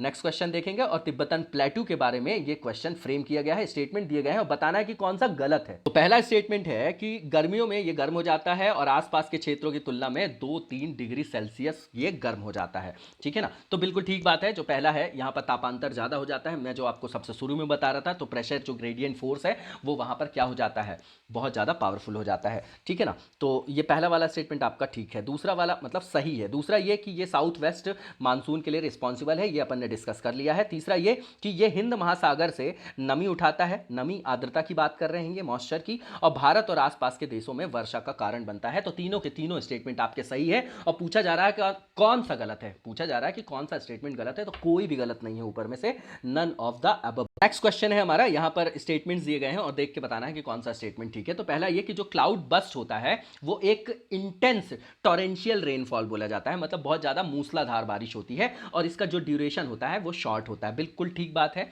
ना। इसकी जो मतलब रिलेटिवली देखा जाए तो ड्यूरेशन इसका छोटा होता है, कम अवधि का होता है। पहला स्टेटमेंट ठीक है। दूसरा जो है कि प्रत्येक तीव्र वर्षा जो होती है मेघ प्रस्फुटन की घटना नहीं है, बिल्कुल ठीक बात है। ऐसा नहीं है कि जब भी तीव्र वर्षा होगी तो उसका जो मतलब वो किसकी घटना से संदर्भित होगी, वो मेघ प्रस्फुटन से मतलब क्लाउड बस्ट से ही संदर्भित है। तो दूसरा स्टेटमेंट भी ठीक है कि प्रत्येक नहीं होती, वैसे भी पंक्चुएशन था, ठीक है ना। तो दूसरा स्टेटमेंट भी आपका ठीक लिखा हुआ है। तीसरा ये कि ये तब होता है जब एक स्थान पर उच्च आर्द्रता, मतलब जो आर्द्रता है, ह्यूमिडिटी है, वो बहुत हाई वाली, जो ह्यूमिडिटी वाली जो एयर मासेस होती हैं, है ना, जो आपकी वायु राशियां होती हैं वो पाई जाती हैं, उसके कारण ऐसा क्लाउड बस्ट आपका देखा जाता है, ठीक है ना। कि जब जो मतलब जो भी एयर मास होगी उसकी जो ह्यूमिडिटी है वो बहुत ज्यादा हाई होती है, तो उसके कारण ही वहां पर फिर वर्षा, उतनी तीव्र मूसलाधारी बारिश जो है वो देखा जाता है। तो तीनों स्टेटमेंट आपके ठीक है यहां पर, और ऑल दिया गया है सी में। इसका आंसर आपका सी 1 2 3 हो जाएगा। नेक्स्ट क्वेश्चन देखेंगे। इसमें पूछा जा रहा है कि कौन कौन से कारक हैं जो इंडिया के क्लाइमेट को इन्फ्लुएंस करते हैं, प्रभावित करते हैं। तो देखिए, लैटिट्यूडनल लोकेशन, बिल्कुल ठीक बात है, लैटिट्यूड से ही तो सीधा सीधा फर्क पड़ता है ना। तो ये बिल्कुल ठीक है आपका। दूसरा ये कि जो अपर एयर सर्कुलेशन है, संवहन वगैरह की बात कर रहे हैं, ये भी ठीक है। तीसरा एल लीनो, तो एल लीनो और ला लीना तो सीधा सीधा इंपैक्ट डालता है कि भैया हमारे यहां मानसून सशक्त होगा कि कमजोर होगा, ठीक है ना। तो तीनों के तीनों जो है वो सीधे सीधे प्रभाव डालते हैं भारत की जलवायु पे। तो इसका आंसर भी आपका ऑल हो जाएगा, जो कि डी में दिया गया है। नेक्स्ट क्वेश्चन देखेंगे। यहां पर भी स्टेटमेंट दिए गए हैं और बताना है कि कौन सा स्टेटमेंट आपका सही है। ये हीट वेव से संदर्भित क्वेश्चन है। तो पहला लिखा गया है कि जो हीट वेव है वो आपका अत्यधिक गर्म मौसम में, आप देखते हैं ना, जैसी गर्मी आती है, जैसे अभी का समय है, तो बोलते हैं कि भैया हीट वेव से इतने लोगों की क्या हो गई, मृत्यु हो गई। तो उसी हीट वेव की बात कर रहे हैं। ये गर्म मौसम की अवधि में होती है और ये हाई ह्यूमिडिटी के साथ भी हो सकती है, उसके साथ युक्त हो सकती है, उच्च आर्द्रता के साथ। तो पहला स्टेटमेंट जो है आपका ठीक है। दूसरा स्टेटमेंट है आपका कि जो ये हीट वेव है वो राजस्थान, पंजाब और हरियाणा में विकसित होती है। क्यों होगी, क्योंकि वहां पर क्या है, रेगिस्तान है ना। तो वहां पर हीट वेव जो है वो जो है टेंपरेचर बहुत ज्यादा बढ़ जाने से वहां पर हीट वेव जनरेट होगी और फिर वहीं से वो उत्तर प्रदेश तक फैलती है। बिल्कुल ठीक बात है ना। और फर्स्ट और सेकंड दोनों स्टेटमेंट सही है आपका। इसका भी आंसर आपका बोथ हो जाएगा, जो कि सी में दिया गया है। नेक्स्ट क्वेश्चन है, इसमें बताना है हमको कि कौन सा जो आपका एरिया है वो आपका सुमेलित नहीं है, ठीक है ना, सुमेलित नहीं है। पहला मंचूरिया वाला एरिया है, चाइना वाला, जो आयरन ओर के लिए है, बिल्कुल ठीक है। दूसरा जो आपका एरिया है सिकियांग का, जो भी चाइना का है, वो भी एरिया आपका आयरन ओर के लिए है, बिल्कुल ठीक है। तीसरा जो लिखा गया है, जो आपका मैग्नीटो गोक्स बोला जाता है उसको, वो एल्यूमिनियम ओर लिखा गया है, जबकि ये भी आयरन ओर का है और ये रशिया में है, ठीक है।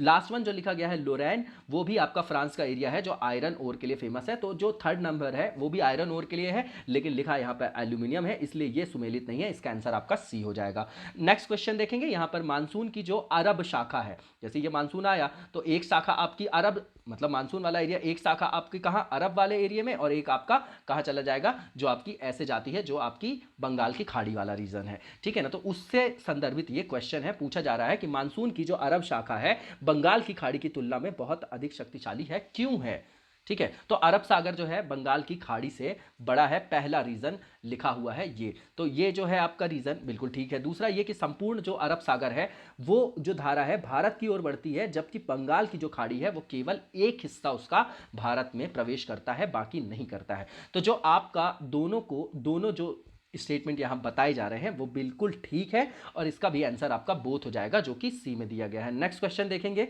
ठीक है, नेक्स्ट क्वेश्चन हमारा साउथ वेस्ट मानसून को लेके है। उसकी अवधि जो है तमिलनाडु तट में अपेक्षाकृत है, उसके कारण शुष्क रहता है। क्यों? तो अरब सागर की जो धारा है उस पर वर्षा छाया का प्रभाव, मतलब ये रेन शैडो की बात कर रहे हैं, वृष्टि छाया की बात कर रहे हैं। जो पहला आपका स्टेटमेंट लिखा गया है बिल्कुल ठीक है, क्योंकि वृष्टि छाया वाला जो आपका एरिया है वो आपका बिल्कुल ठीक है, पहला वाला स्टेटमेंट जो लिखा है। दूसरा जो है कि बंगाल की खाड़ी वाला जो एरिया है उसकी जो धारा है तट के समानांतर बहती है, बिल्कुल सही बात है। जो मानसून की ये बेल्ट होती है तो वो क्या होता है, उसके पैरेलल हो जाती है, इसलिए वहां पर कोई बैरियर नहीं मिलता, और बैरियर नहीं मिलता तो वहां पर क्या होता है, बारिश नहीं होती, इसलिए वो शुष्क रहता है। इसलिए लौटते हुए मानसून से जो है आपका वहां पर बारिश ज्यादा होती है, जो आपको नॉर्थ ईस्ट मानसून बोल रहे हैं, मतलब लौटता हुआ रिट्रीट ऑफ मानसून, उससे वहां पर बारिश होती है। तो बोथ स्टेटमेंट्स आर राइट, और इसका भी आंसर आपका सी बोथ हो जाएगा। नेक्स्ट क्वेश्चन देखेंगे। जो आपका इसमें लिखा गया है कि कौन सा जो स्टेटमेंट है वो करेक्ट है, किसके, जो आपके स्टैम्प्स क्लासिफिकेशन किया गया था क्लाइमेटिक रीजन्स का, ठीक है ना, इंडिया के हिसाब से पूछ रहे हैं। तो पहला जो है आपका कि स्टैम्प ने देश को दो व्यापक जलवायु क्षेत्रों में विभाजित किया था। नॉर्थ में जो बोला गया उसको कि कॉन्टिनेंटल जोन है, और जो आपका साउथ में बोला गया उसको बोला गया कि ट्रॉपिकल जोन है, इन्होंने बोला स्टैम्प ने, बिल्कुल सही है। दूसरा ये कि ये जलवायु क्षेत्र को आगे 11 क्षेत्रों में विभाजित करते हैं, बिल्कुल ठीक है। बोथ स्टेटमेंट्स आर राइट, बिल्कुल कंटेक्चुअल है ये, इसका भी आंसर आपका सी बोथ हो जाएगा। नेक्स्ट क्वेश्चन देखेंगे। ये कोपेन जो थे मतलब जो क्लाइमेटोलॉजी में हम इनका बहुत फेमस है, इनका नाम हमेशा सुनते हैं। तो इन्होंने जो जलवायु समूहों में भारत को वर्गीकृत किया था, तो बोल रहे हैं कि 10 प्रमुख जलवायु समूहों की इन्होंने पहचान की थी, जो जलवायु समूह के रूप में उसके अंतर्गत जो वर्गीकरण किया गया भारत का, तो भारत को 10 प्रमुख जलवायु क्षेत्रों में वर्गीकृत किया गया, जो पहला स्टेटमेंट आपका लिखा हुआ है। तो ये आपका गलत लिखा गया है, क्योंकि इन्होंने भारत को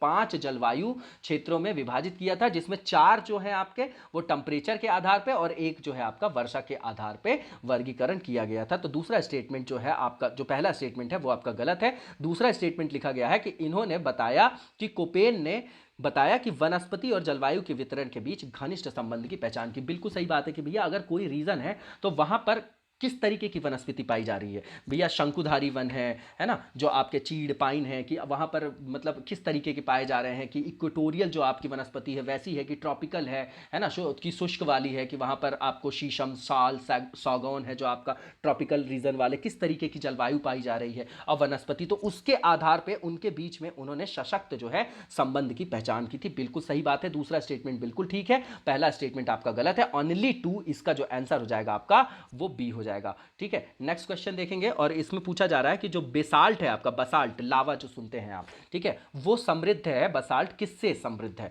तो वो आपका मिनरल से तो होगा ही होगा, ठीक है ना। तो आपका टाइटेनियम है, मैग्नेटाइट है, एल्यूमिनियम है और मैग्नीशियम है। तो सारे के सारे जो ये लिखे गए हैं यहाँ पर खनिज, इनसे समृद्ध होता है जो आपका बसाल्ट रीजन होता है ना, जहां पे बसाल्टिक रॉक्स होती है उसकी बात करें। किसी भी रॉक में जो उसका फॉर्मेशन होता है, जैसे ज्वालामुखी से हो रहा है, अंदर से आ रही है लावा और उससे निकल रहा है, तो उसमें तो आपके खनिज पाए जाएंगे ना। तो जो उसकी पेरेंट रॉक होती है वो वही डिसाइड करती है कि वहां पर किस तरीके के मिनरल्स पाए जाएंगे, ठीक है ना। तो ऑल इसका आंसर हो जाएगा, जो कि डी में लिखा गया है। नेक्स्ट क्वेश्चन में हमारे जो ब्लैक सॉइल है उसका कलर ब्लैक क्यों होता है उसके बारे में पूछा जा रहा है, कि काली मिट्टी भैया काला रंग किस कारण होता है उसमें। तो पहला लिखा है जो आपका टाइटेनिफेरस, जो आपका मैग्नेटाइट की उपस्थिति है, बिल्कुल ठीक बात है, ठीक है ना। दूसरा प्रेजेंस ऑफ आयरन, देखिए उसका क्लासिफिकेशन देखेंगे तो आप हेमेटाइट, मैग्नेटाइट जो है आयरन की उपस्थिति के कारण होता है। तीसरा ये कि जो आपके मूल चट्टान के काले घटक है, जो मैंने अभी बताया कि जो पेरेंट रॉक्स होती हैं उसके जो इंग्रेडिएंट्स होते हैं वो सीधे सीधे लाक्षणिकता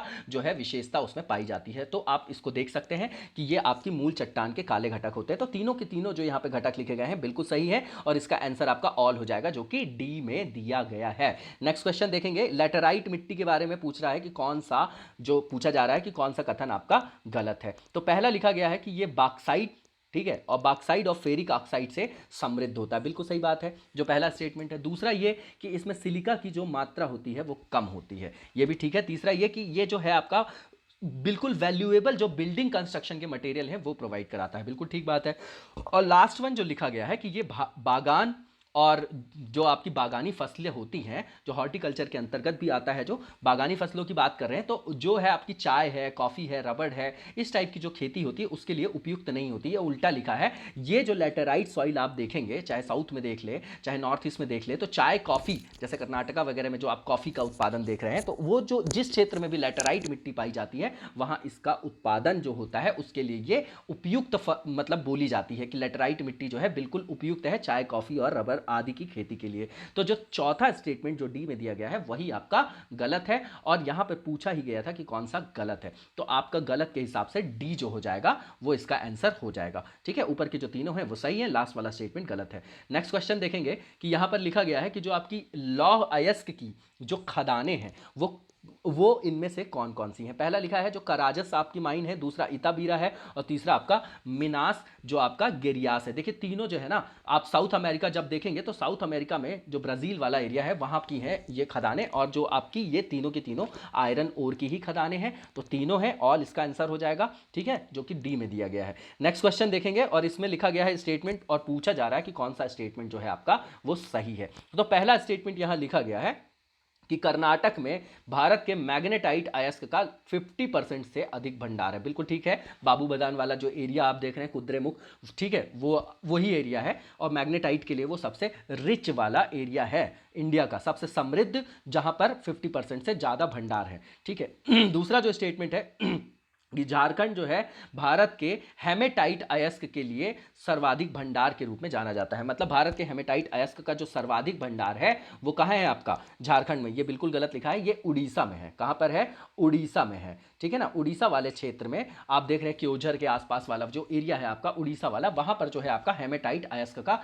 सर्वाधिक भंडार है। तो दूसरा स्टेटमेंट आपका गलत है, पहला वाला ठीक है, तो आपका आंसर आपका ए हो जाएगा, ओनली वन। नेक्स्ट क्वेश्चन देखेंगे, इसमें पूछ रहा है कि कौन सा जो है सुमेलित नहीं है, गलत है। तो पहला लिखा हुआ है कि जो आपका बाराबिल जो मोइरा वैली है वो आपका उड़ीसा वाला एरिया है, बिल्कुल ठीक है। बैलाडीला वाला जो आप खदान देखते हैं वो छत्तीसगढ़ से रिलेटेड है, ये भी बिल्कुल ठीक है। तीसरा जो लिखा है नोआ मंडी जिसको बोलते हैं, नाव मंडी जो एरिया है वो आपका झारखंड से रिलेटेड है। और लास्ट जो है आपका लिखा है कि बाबू बुदान की पहाड़ियां, और लिख दिए केरल। अभी अभी मैंने बताया था आपको, धारवाड़ क्रम की चट्टाने, कर्नाटक वाला एरिया, लौह अयस्क जो आपकी बाबू बुदान की पहाड़ियां हैं, तो जो है ये कर्नाटक में है लिखा हुआ, और यहां पर लिखा हुआ है कि केरल में है। तो भैया ये गलत है आपका, बाकी ऊपर के तीनों सुमेलित है, इसका आंसर आपका डी हो जाएगा। नेक्स्ट क्वेश्चन है हमारा, इसमें देख के बताना है कि कौन सा स्टेटमेंट आपका सही है। तो पहला ये कि कोल को आपको क्या बोला जाता है, ब्लैक गोल्ड, बिल्कुल सही बात है ना। थर्मल पावर प्लांट्स वगैरह को आप देखते होंगे तो इसका बहुत बड़ा क्या है, इंडस्ट्रियल यूज है। तो कोल जो है आपका वो एनर्जी का बहुत बड़ा क्या है, रिसोर्स है, और इसको ब्लैक गोल्ड बोला जाता है क्योंकि इसका जो है महत्व तो बहुत ज़्यादा है आर्थिक रूप में।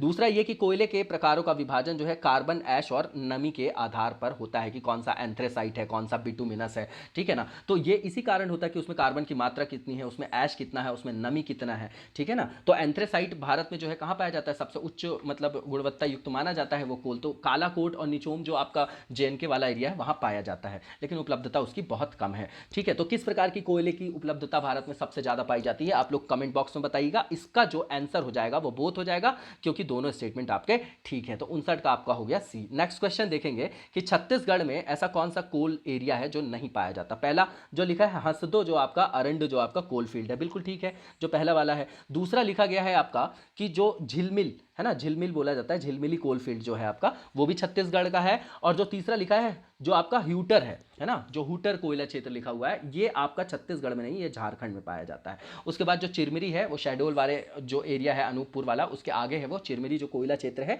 तो वो भी आपका कहाँ पाया जाता है, छत्तीसगढ़ के ही एरिया में पाया जाता है। तो जो हूटर है आपका वो आपका झारखंड में पाया जाता है, तो इसका आंसर आपका सी हो जाएगा। ठीक है, नेक्स्ट क्वेश्चन देखेंगे और इसमें पूछा जा रहा है कि स्टेटमेंट देखें कि कौन सा स्टेटमेंट जो है आपका वो सही है। तो पहला स्टेटमेंट है आपका कि जो आपका कामचटका है ना, कामचटका पेनिनसुला है और सखालीन आइलैंड है, ये जो है दोनों तेल भंडार के लिए क्या है, महत्वपूर्ण क्षेत्र हैं। ठीक है ना, जो कमचटका प्रायद्वीप है और सखालीन द्वीप के पास महत्वपूर्ण तेल भंडार पाए गए हैं, मतलब वहां पर रिजर्व हैं उनके महत्वपूर्ण, बिल्कुल ठीक है पहला, है ना, जो रशिया वाला एरिया है ये, वहां की बात करें। दूसरा ये कि वेनेजुएला जो है पश्चिमी गोलार्ध में सबसे बड़ा तेल निर्यातक है, बिल्कुल ठीक है, और अभी वहां पर मतलब इकोनॉमिक क्राइसिस चल रहा था, उसके कारण वो न्यूज में भी था, आपको पता है, साउथ अमेरिका में। तो जो वेनेजुएला है वो आपका वेस्टर्न, जो आपका जैसे वेस्टर्न हेमिस्फीयर में बांट देते हैं ना अपन, तो ईस्टर्न और वेस्टर्न में, तो वेस्टर्न साइड में ये जो है गोलार्ध में सबसे बड़ा तेल निर्यातक एक्सपोर्टर है। तो बोथ स्टेटमेंट्स आर राइट और इसका आंसर आपका सी हो जाएगा। नेक्स्ट क्वेश्चन देखेंगे कि मैंगनीज के संदर्भ में यहां पर स्टेटमेंट दिए गए हैं, बताना है कि कौन सा सही है। तो पहला ये कि मैंगनीज जो है वो फ्री एलिमेंट के रूप में नहीं पाया जाता, बिल्कुल ठीक बात है ना, इसको ट्रांजिशन मेटल के कैटेगरी में रखा जाता है और इसको आयरन वगैरह के साथ सम्मिलित करके हमेशा मतलब क्या उस रूप में ये पाया जाता है, ठीक है ना। तो मतलब ये मतलब उनके साथ ही पाया जाएगा, संयोजन में पाया जाता है, ये मुक्त रूप में नहीं पाया जाता, ये तत्व के रूप में, है ना, एक मुक्त तत्व के रूप में नहीं पाया जाता, फ्री एलिमेंट के रूप में। दूसरा जो स्टेटमेंट है कि लौह के साथ संयोजन में प्राप्त होता है, तो वही बात है, दोनों इंटरलिंक्ड है, बोथ स्टेटमेंट्स आर राइट और इसका आंसर आपका सी बोथ हो जाएगा। नेक्स्ट क्वेश्चन देखेंगे और ये यूरेनियम से रिलेटेड यहां पर क्वेश्चन फ्रेम किया गया है, पूछा जा रहा है कि कौन सा जो स्टेटमेंट है आपका वो करेक्ट है। तो पहला ये कि कनाडा में जो सिगार लेक है, मैक आर्थर रिवर है जो आपका बेसिन, वो कनाडा में इंपॉर्टेंट है यूरेनियम माइनिंग साइट के रूप में, बिल्कुल ठीक है। दूसरा ये कि जो उच्च गुणवत्ता वाला जो भंडार है वो कनाडा के अथाबास्का जो बेसिन है वहां पाया जाता है, बिल्कुल ठीक है। तीसरा लिखा गया है कि जो ओलंपिक डैम है वो भी यूरेनियम माइन के लिए फेमस है, जो कि ऑस्ट्रेलिया में है। तो तीनों के तीनों जो स्टेटमेंट है वो बिल्कुल ठीक है और इसका आंसर आपका ऑल हो जाएगा जो डी में दिया गया है। नेक्स्ट क्वेश्चन है हमारा, ये सांता एना एक लोकल विंड है, उसके संदर्भ में यहाँ पे स्टेटमेंट है और बताना है कि कौन सा सही है। तो ये आपका कैलिफोर्निया वाले रीजन में है और ये आपकी शुष्क और गर्म स्थानीय हवा है, जो पहला स्टेटमेंट यहाँ पे लिखा गया है, ठीक है। और जो दूसरा स्टेटमेंट यहाँ पे लिख रहे हैं ये, उसमें ये बोल रहे हैं कि ये चिनूक जो है आपकी हवा और फॉन उसी के समान है, क्योंकि ये गर्म है, तो गर्म हवा होने के कारण ही इसको क्या बोला जा रहा है कि उनके समान है, बिल्कुल ठीक है। दूसरा, इसके जो तीसरे स्टेटमेंट में लिखा गया है कि इसको क्या बोला जाता है कि मिट्टी को ये सुखा देती है, उसके कारण इसको जलवायु के लिए खतरा माना जाता है। तो बिल्कुल सही बात है ना, कि अगर ये ड्राई कर देगी, है ना, बहुत ज़्यादा ड्राई कर देगी सॉइल को, तो उसको क्या बोला जाएगा, हजार्ड ही तो बोला जाएगा, क्लाइमेटिक। तो बिल्कुल ठीक है ना, कि मिट्टी को सुखाने के कारण ही इसे जलवायु के लिए खतरा माना जाता है। तो ऑल स्टेटमेंट्स आर राइट और इसका आंसर आपका डी हो जाएगा। नेक्स्ट क्वेश्चन देखेंगे, इसमें लिखा गया है कि जो लू है हमारी स्थानिक पवन है, वो भी लोकल विंड है, ठीक है, नदन इंडिया की, उसके संदर्भ में स्टेटमेंट है, बताना है कि कौन सा स्टेटमेंट आपका गलत है। तो पहला लिखा हुआ है कि ये जो है ओरिजिनेट होती है थार डेजर्ट में, बिल्कुल ठीक है। दूसरा जो है कि ये उत्तर पूर्व और पूर्वी दिशा की ओर बढ़ता है, नहीं, ये गलत लिखा हुआ है, ये उत्तर पश्चिम और पश्चिम की ओर बढ़ती है, ठीक है। तो ये स्टेटमेंट आपका दूसरा वाला गलत है, पहला वाला सही है। तीसरा ये कि ये शुरुआती जो गर्मियां होती हैं उसके दौरान ये हावी हो जाती है, बिल्कुल ठीक बात है, जैसी गर्मी आती है वैसे ये डोमिनेंट हो जाती हैं और इनका जो तीव्रता और प्रभाव है वो बिल्कुल हावी हो जाता है। लास्ट जो लिखा हुआ है स्टेटमेंट कि इसको पर्यावरण के लिए खतरा माना जाता है। तो जो भी चीज एक्सट्रीम हो जाएगी वो किसी न किसी तरीके से एनवायरमेंट पे नेगेटिव इंपैक्ट डालती है, इसलिए इसको भी एनवायरमेंट हजार्ड के रूप में माना जाता है। तो सेकंड स्टेटमेंट जो था वो गलत है और गलत ही पूछा था, इसका आंसर आपका बी हो जाएगा। नेक्स्ट क्वेश्चन देखेंगे और इसमें ये पूछा जा रहा है कि कौन सा स्टेटमेंट आपका गलत है, गलत वाले को आप हाईलाइट कर दिया करिए, ठीक है। तो इसमें लिखा हुआ है कि पहला स्टेटमेंट कि जो स्टेपी जो ग्रासलैंड है वो मोस्टली डिवाइड्स ऑफ क्या होता है, डिवाइड ऑफ ट्रीज होते हैं, है ना, डिवाइड मतलब वो रहित होते हैं, पेड़ों से अनुपस्थित होते हैं। वो तो वैसे भी घास स्थल है, तो आपको पता है कि घास स्थल है तो जो ज्यादातर पेड़ से ये रहित ही होते हैं, क्योंकि घास के बराबर वहां पर वनस्पतियां पाई जाती हैं, ठीक है। तो पहला वाला तो आपका सही है। दूसरा ये कि स्टेपीज जो है महाद्वीपों के इनलैंड वाले पार्ट में, मतलब आंतरिक भाग में पाए जाते हैं, कॉन्टिनेंटल इंटीरियर्स में, ये भी ठीक है। तीसरा है कि स्टेपीज को ऑस्ट्रेलिया में पुस्ताज नाम से जाना जाता है, बिल्कुल गलत है, क्योंकि ऑस्ट्रेलिया में इसको डाउन्स नाम से जाना जाता है और हंगरी में इसको पुस्ताज नाम से जाना जाता है। तो तीसरा स्टेटमेंट आपका गलत है। और लास्ट स्टेटमेंट है कि इसमें वेस्टर्ली जो विंड्स होती हैं, पछुआ पवनें जो होती हैं, उसका प्रभाव पड़ता है। तो बिल्कुल ठीक बात है, पछुआ पवनों का प्रभाव इन पर पड़ता है। तो गलत जो है तीसरा स्टेटमेंट है सी, और सी ही इसका आंसर हो जाएगा क्योंकि गलत है। नेक्स्ट क्वेश्चन देखेंगे और इसमें लिखा हुआ है कि जो पैसिफिक हमारा ओशियन है, प्रशांत महासागर, उसमें कौन सी ट्रेंच पाई जाती है। तो मारियाना ट्रेंच बहुत फेमस है, टोंगा ट्रेंच और ईजू ट्रेंच। तो तीनों की जो तीनों ट्रेंच हैं आपकी वो पैसिफिक ओशियन की ही दी गई हैं, यहां पर तीनों पैसिफिक ओशियन में पाई जाती हैं। ऑल जो इसमें है ऑल ऑफ द अबव वो सही होगा, जो कि डी में दिया गया है, डी आपका आंसर होगा। नेक्स्ट क्वेश्चन देखेंगे और इसमें पूछा जा रहा है कि जो अपना इंडियन ओशियन है, ठीक है ना, अकेला हमारा भारत देश है जिसका किसी महासागर के नाम, मतलब अकेला हमारा भारत देश है जिसके नाम पे किसी महासागर का नाम पड़ा हुआ है, वो कि जो आपका इंडियन ओशियन है, ठीक है ना, हिंद महासागर। तो उसमें कौन सा जो है आपका वो स्ट्रेट नहीं पाई जाती, जल डमरू मध्य की बात कर रहे हैं। तो पहला लिखा जा रहा है, बहुत इंपॉर्टेंट सारी जो स्टेट्स हैं दी गई हैं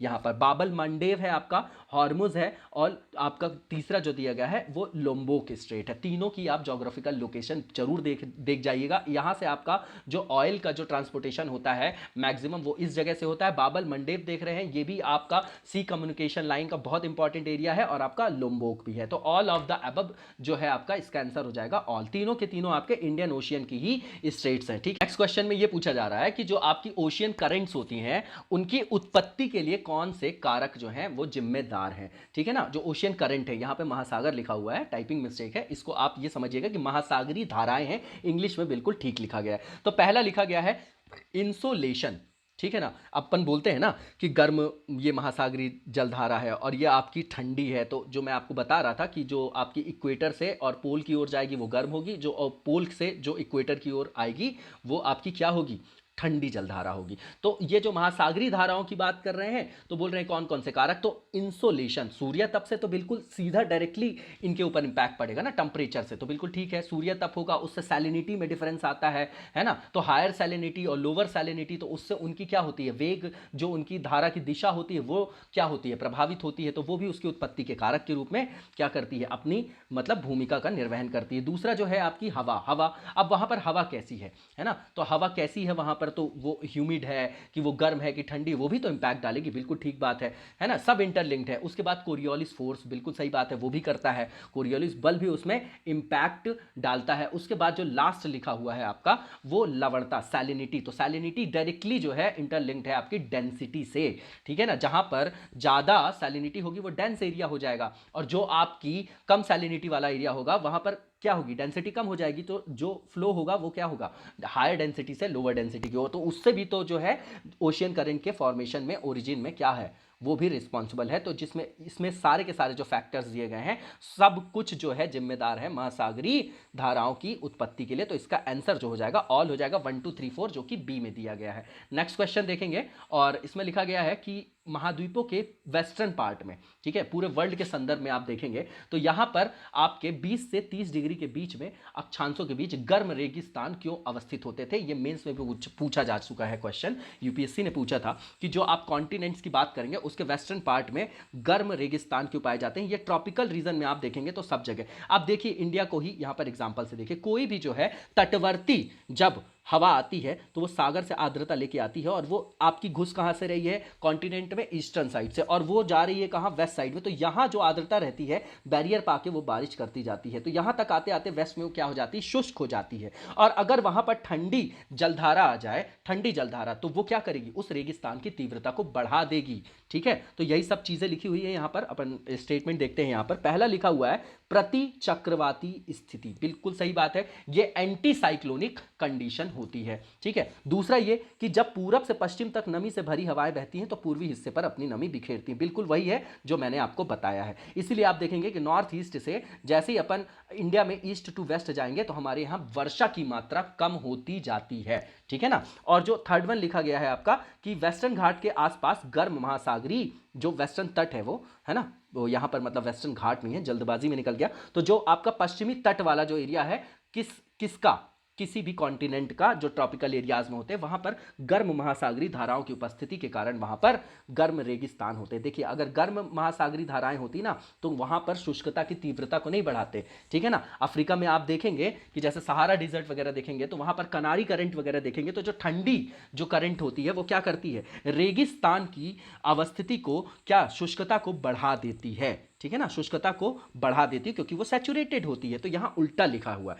यहां ठंडी जो आपकी महासागरीय धाराएं होती उनकी उपस्थिति के कारण वहां पर रेगिस्तान की जो मरुस्थल है उसकी तीव्रता बढ़ती है। तो तीसरा स्टेटमेंट जो है आपका गलत है, ऊपर के जो दोनों हैं वो बिल्कुल सही कारण है। इसी के कारण ये कुछ कारक हैं जिनके कारण जो हॉट डेजर्ट है वो देखे जाते हैं आपके 20 से 30 डिग्री के आसपास महाद्वीपों के वेस्टर्न रीजन में। तो 1 एंड 2 इसका जो आंसर हो जाएगा आपका वो क्या हो जाएगा, ए हो जाएगा इसका आंसर। नेक्स्ट क्वेश्चन है हमारा, यहाँ पर डेजर्ट के नाम दिए गए हैं और उनको देशों के आधार पे हमको क्या करना है, सुमेलित करना है, मैच द फॉलोइंग करना है। तो सबसे पहले मॉन्टे जो आपका डेजर्ट लिखा गया है वो आपका साउथ अमेरिका में कहां है, अर्जेंटीना में। जो आपका गोबी डेजर्ट है वो आपका कहां है, चाइना में है। सिम्पसन डेजर्ट की बात करेंगे तो ऑस्ट्रेलिया में है ये एरिया आपका, कहां, सदर्न ऑस्ट्रेलिया में, और क्वींसलैंड में है, कहां पे, सेंट्रल ऑस्ट्रेलिया के एरिया में, ठीक है ना। तो ये आपका ऑस्ट्रेलिया में हो जाएगा, कौन सा, सिम्पसन। उसके बाद आप मोजाव जो है आपका, मोजावे जो डेजर्ट लिखा गया है वो कहां पर है, तो जो आपका मोजावे डेजर्ट है वो आपका यूएसए में है,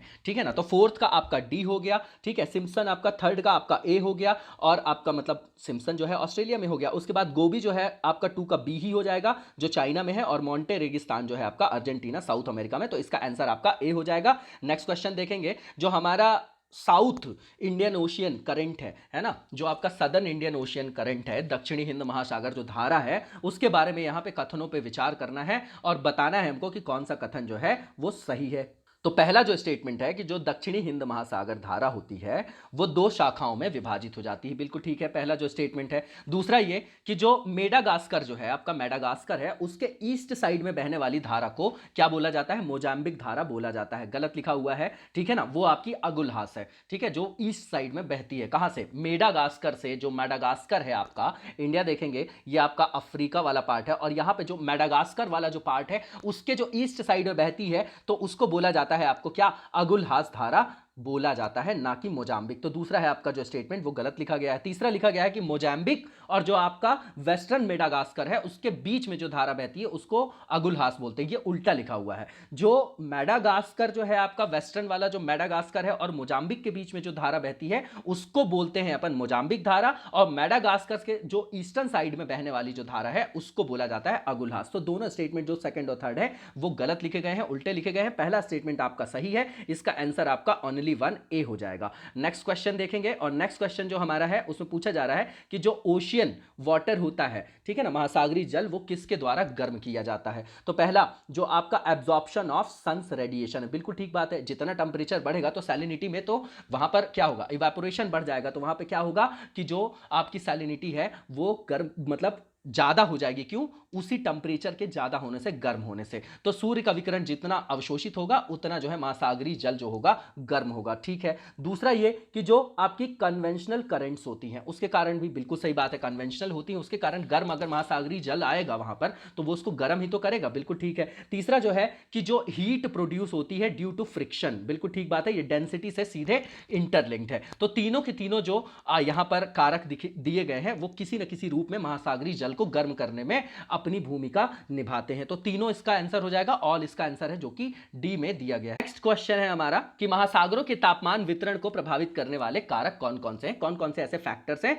जो टेंपरेचर डिस्ट्रीब्यूशन को ओशियंस में क्या कर रहे हैं, प्रभावित कर रहे हैं। तो देखिए एल्बिडो, देखिए कोई भी बॉडी है अगर वो सोलर इंसोलेशन को रिसीव कर रही है और उसको परावर्तित कर रही है, तो जिस रेट में वो रिसीव कर रही है और परावर्तित कर रही है, अगर उसमें किसी तरीके का चेंज होगा, वो ज्यादा होगा या कम होगा, तो सीधे सीधे उसके टेंपरेचर में डिफरेंस आएगा ना, तो उसको वैसे ही इंटरलिंक करिए आप यहां पर। तो एल्बिडो, जैसे एल्बिडो आप देखेंगे कि जो आपका पोलर रीजन होता है वहां पर सबसे ज्यादा क्या होता है, रिफ्लेक्शन होता है, एल्बिडो बहुत ज्यादा होता है, तो वहां पर जब धूप पड़ती है तो देखना मुश्किल हो जाता है उस क्षेत्र में, ठीक है ना। तो वैसे इसको इंटरलिंक करिए। दूसरा जो है इनक्लोज्ड सी, अगर इनक्लोज्ड सी हो गया तो वहां पर क्या हो गया, उसका एरिया क्या हो गया, कम हो गया। तो अगर वहां पर सोलर जो आपकी रेडिएशन है, सूर्य तप है, रेगुलर आ रहा है, तो वो क्या करेगा, वहां पर कॉन्सेंट्रेशन, जब उसकी सांद्रता बढ़ जाएगी सूर्य तप की, तो वहां का भी टेंपरेचर रेज हो जाएगा, तो उसको भी वो प्रभावित कर रहा है। दूसरा बिल्कुल ठीक है। तीसरा क्या है कि जो सबमरीन रिजेस होती है, क्योंकि वहां पर जैसे रेगुलर आप कंस्ट्रक्शन वगैरह देखते हैं, जैसे आप मिड ओशियनिक रिज है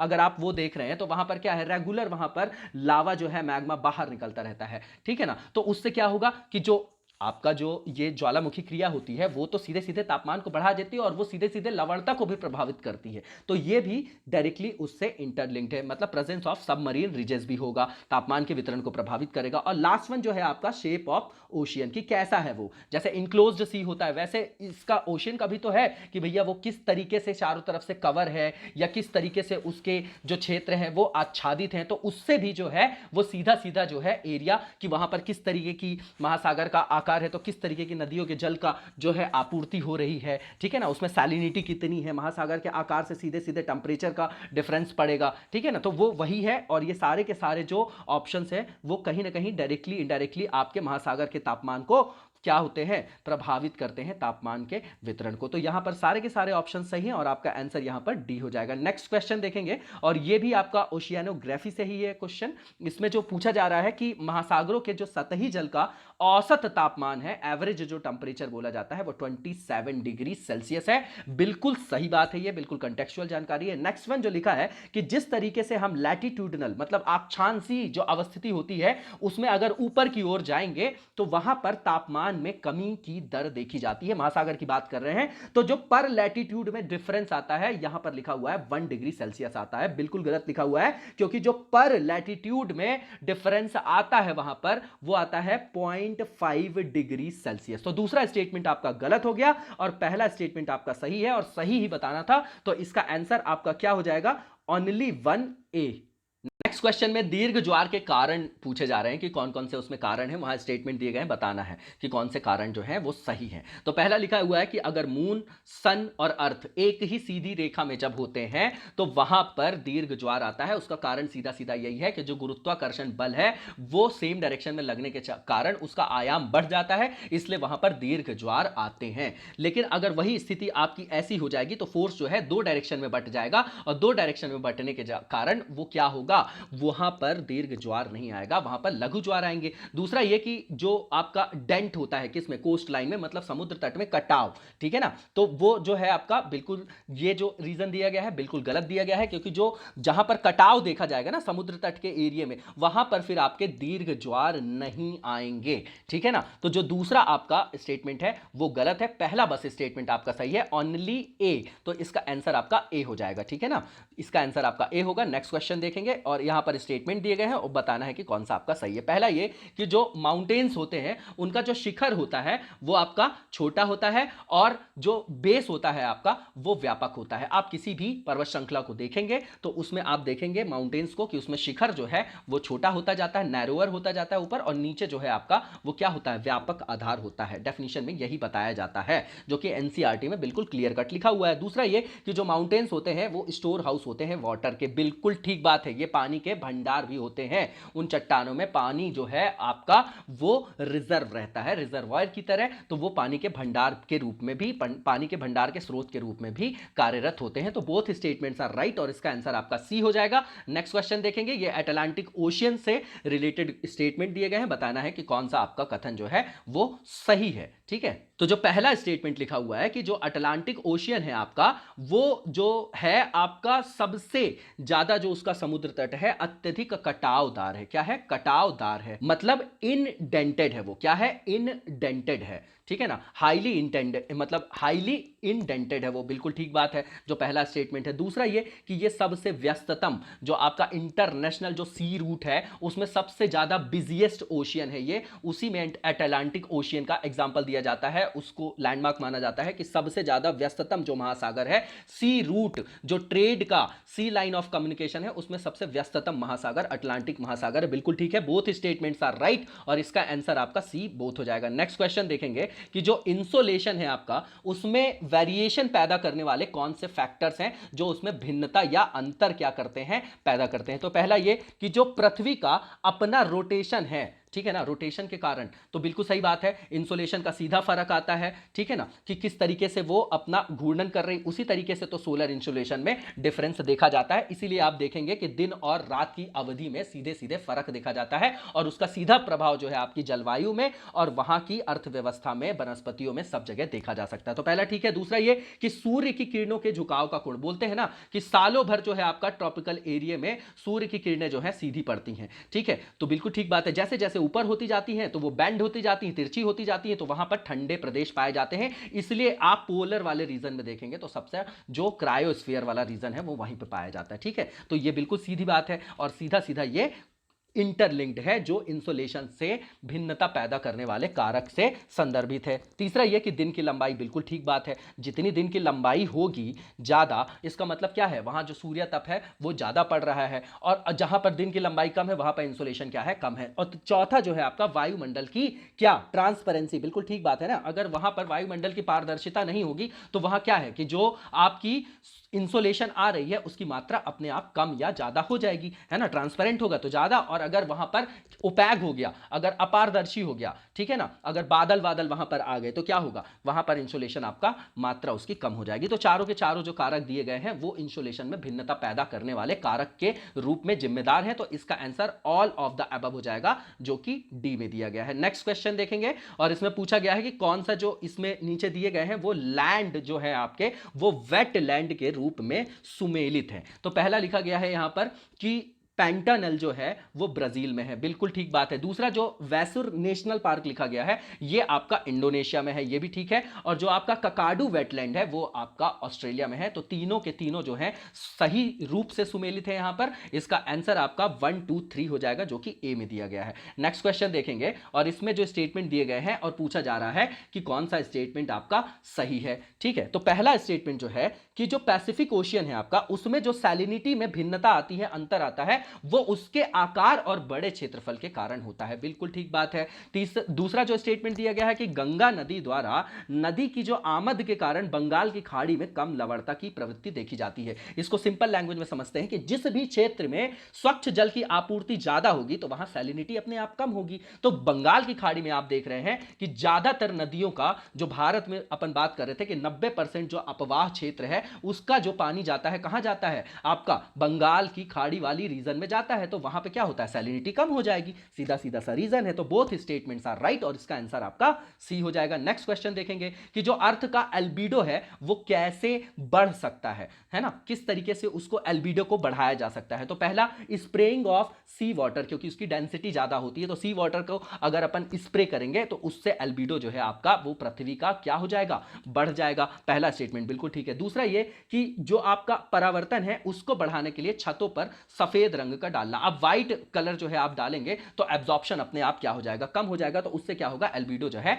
वो बढ़ जाएगा। तीसरा ये कि जो सल्फेट एरोसोल होता है उसका स्ट्रेटोस्फीयर में क्यों, क्योंकि जो सारी वायुमंडलीय जो घटनाएं हैं वो स्ट्रेटोस्फीयर समताप मंडल में होती है। तो जब सल्फेट एरोसोल का अपन वहां छिड़काव करते हैं तो वो अंतरिक्ष तक सूर्य के प्रकाश को क्या करेगा, परावर्तित करेगा। बिल्कुल ठीक बात है, तीनों के तीनों जो कारक यहां दिए गए हैं बिल्कुल सही है, और इन सबसे एल्बिडो जो है पृथ्वी का बढ़ेगा। इसका आंसर जो हो जाएगा ऑल हो जाएगा, जो कि डी में लिखा गया है। नेक्स्ट क्वेश्चन देखेंगे, यहां पर लिखा गया है कि जो ज्वार हैं आपके टाइड्स जो होते हैं आते हैं, जो ये भी आपके क्या है, महासागरीय गतियों का उदाहरण है। तो ये स्थान को लेके डिफरेंट जगह में इनके आधार क्यों भिन्न होते हैं, ये मतलब जो किन आधारों पे ये भिन्न भिन्न जगहों पर भिन्न भिन्न होते हैं। तो पहला इनकी आवृत्ति, बिल्कुल सही बात है। आवृत्ति क्या है कि वहां पर कितनी बार दिन में वो आ रहे हैं, बिल्कुल ठीक है। दूसरा ये डायरेक्शन, तीसरा लिखा हुआ है गति, तो ये तीनों बिल्कुल ठीक है। गति, दिशा और आवृत्ति जो है उसके कारण ये भिन्न भिन्न जगहों पर भिन्न भिन्न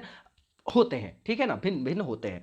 चौथा जो लिखा है इंटेंसिटी, देखिए एक होता है कारण और एक होता है परिणाम। तो ये तो आपके परिणाम मतलब रिजल्टेंट वाली चीज में आ जाएगा। तीव्रता जो है, आवृत्ति ज्यादा है तो उसकी तीव्रता बढ़ा देगा, ठीक है ना, गति ज्यादा है तो उसकी तीव्रता बढ़ा देगा। गुरुत्वाकर्षण बल जो है अगर एक सीधी रेखा में लग रहा है, मतलब लीनियर है ना, बिल्कुल सीधी रेखा में अगर तीनों हैं आपके अर्थ, सन और आपके मून, तो क्या हो जाएगा, तीनों अगर होंगे तो वो क्या होगा, उसकी गति को, उसकी आवृत्ति को क्या होगा, बढ़ा देगा। तो जो तीव्रता है वो आपके परिणाम में आ जाएगा। इसलिए वो आधार नहीं है जो किसी ज्वार के किसी अन्य जगह के परिप्रेक्ष्य में अलग अलग दिखाई दे रहा है अगर, तो वो उसके आधार में सम्मिलित नहीं है। तो केवल फ्रीक्वेंसी, डायरेक्शन और मूवमेंट जो आपका गति है ना, जो मूवमेंट, गति का मतलब आप मूवमेंट से समझिएगा, तो तीनों आपके संदर्भित हैं किससे, जो आपके कारक हैं उनकी भिन्नता के, लेकिन तीव्रता उसका कारक नहीं है। तो 1 2 3 इसका आंसर जो हो जाएगा आपका वो बी हो जाएगा।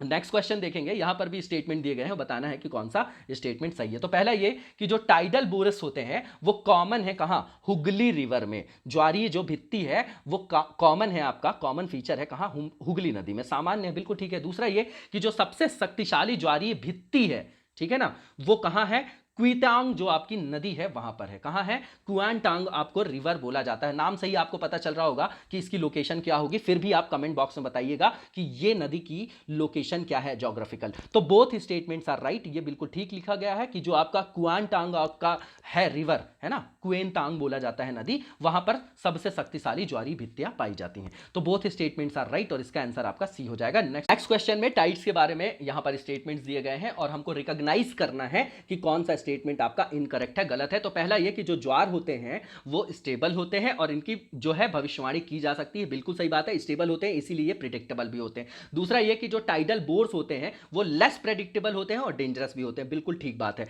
दोनों के दोनों स्टेटमेंट आपके ठीक है और इसका आंसर क्या होगा? नन हो जाएगा, क्योंकि गलत पूछ रहा है और दोनों के दोनों आपके स्टेटमेंट जो है वो सही है। नेक्स्ट क्वेश्चन देखेंगे, यहां पे जो आपका तटीय प्रवाल भित्ति होती है उसके बारे में स्टेटमेंट दिए गए हैं और पूछा जा रहा है कि कौन सा स्टेटमेंट आपका सही है। तो पहला लिखा गया है कि ये सीधे तट से ही उपजते हैं। देखिए ये क्या है, इनको फ्रिंजिंग रीफ जो है, तटीय प्रवाल भित्ति बोला ही इसीलिए जाता है, तटीय प्रवाल भित्तियां फ्रिंजिंग रीफ इसलिए बोला जाता है क्योंकि ये तट से जुड़ा होता है। जैसे मान लीजिए ये तट है, ठीक है, और ये आपका जो है तटीय प्रवाल भित्ति ऐसे बनती है, ठीक है ना, ऐसे मान लीजिए सी लाइन को, तो यहां पे बनती, तो ये तट से जुड़ा हुआ होता है और कभी कभी तट और भित्ति के मध्य छिछले झील की भी उपस्थिति यहां पर पाई जा सकती है, ठीक है ना। इसी तरीके से आप बैरियर रीफ भी पढ़ते होंगे, ठीक है, तो उसको यहां नहीं पढ़ेंगे, ठीक है। तो नेक्स्ट जो स्टेटमेंट है आपका वो देखेंगे अपन, उसमें लिखा गया है कि ये प्रवाल भित्ति का सबसे आम प्रकार है, जो मैंने बताया कि कभी कभी तट और भित्ति के मध्य और छिछले झील की उपस्थिति यहां पर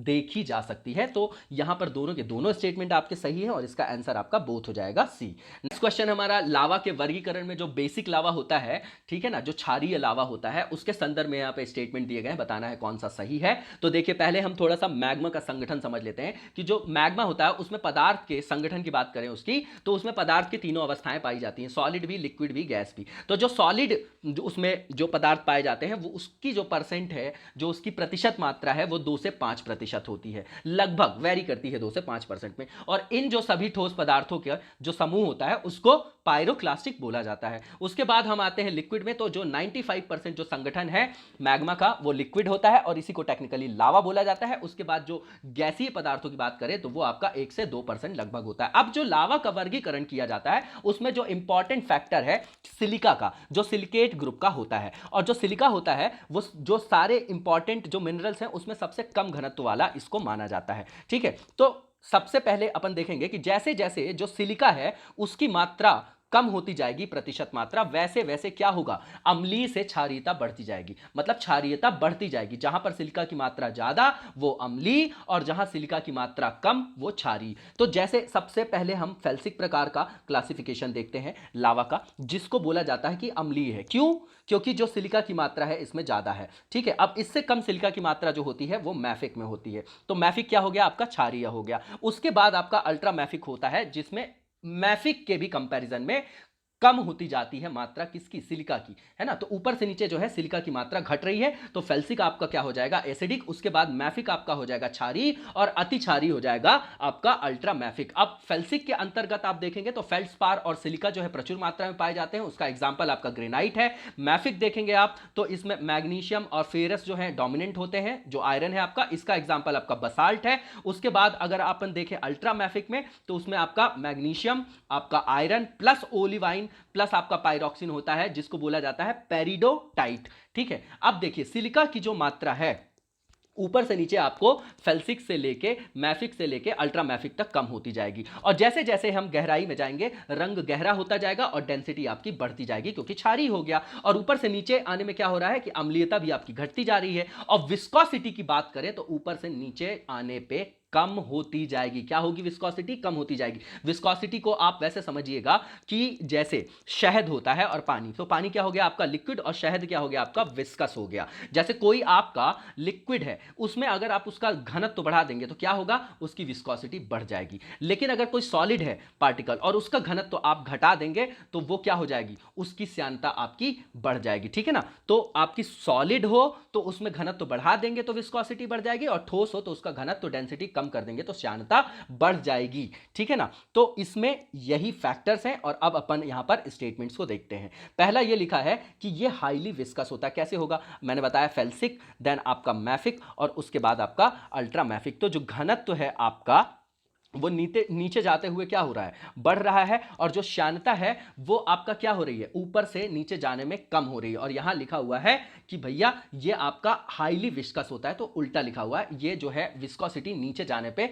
कम होती जाएगी, फेल्सिक से मैफिक में, मैफिक से आपकी अल्ट्रा मैफिक पे, ठीक है ना, क्योंकि क्षारीय हो गया वो। तो पहला स्टेटमेंट आपका गलत हो गया। दूसरा ये कि इसमें सिलिका का प्रतिशत अधिक होता है। तो अधिक कहां होता है, फेल्सिक प्रकार के लावा में जो एसिडिक होता है। ये तो बेसिक है, क्षारीय है, तो इसमें सिलिका का प्रतिशत जो होगा वो कम होगा। और ये जो है कॉमनली पाया जाता है कॉन्स्ट्रक्टिव बाउंड्रीज में। जैसे आप पढ़े होंगे ना कि जो आपकी कन्वर्जेंट बाउंड्री होती है, डाइवर्जेंट होती है। तो जो डाइवर्जेंट है, जैसे आपकी मिड ओशियनिक रिज है, तो वहां पे क्या है, उसको बोला जाता है कॉन्स्ट्रक्टिव, क्योंकि वहां पर हमेशा क्या होता जाता है, नई जो मतलब नई स्थलाकृति क्या होती जाती है, वो वहां पर बनती रहती है, ठीक है ना। जैसे मिड ओशियनिक रिज का आप एग्जांपल समझ सकते हैं। तो वहीं पर जो, क्योंकि उसकी विस्कोसिटी ज्यादा है, इसीलिए तो मूवमेंट इतना होता है कि किनारे जाके फिर प्लेट जो है आपकी वो सबमर्ज हो जाती है और फिर नीचे आ जाती है, फिर नीचे से फिर वो ऊपर आती है। तो ये जो साइकिल जो है रॉक साइकिल का चलता रहता है, ठीक है ना। तो रचनात्मक सीमाओं के पास इसकी उपस्थिति जो है कॉमन रूप से पाई जाती है। तो तीसरा जो सी में दिया गया है वो आपका कथन सही है, बाकी ऊपर के दोनों गलत है। इसका आंसर आपका क्या हो जाएगा,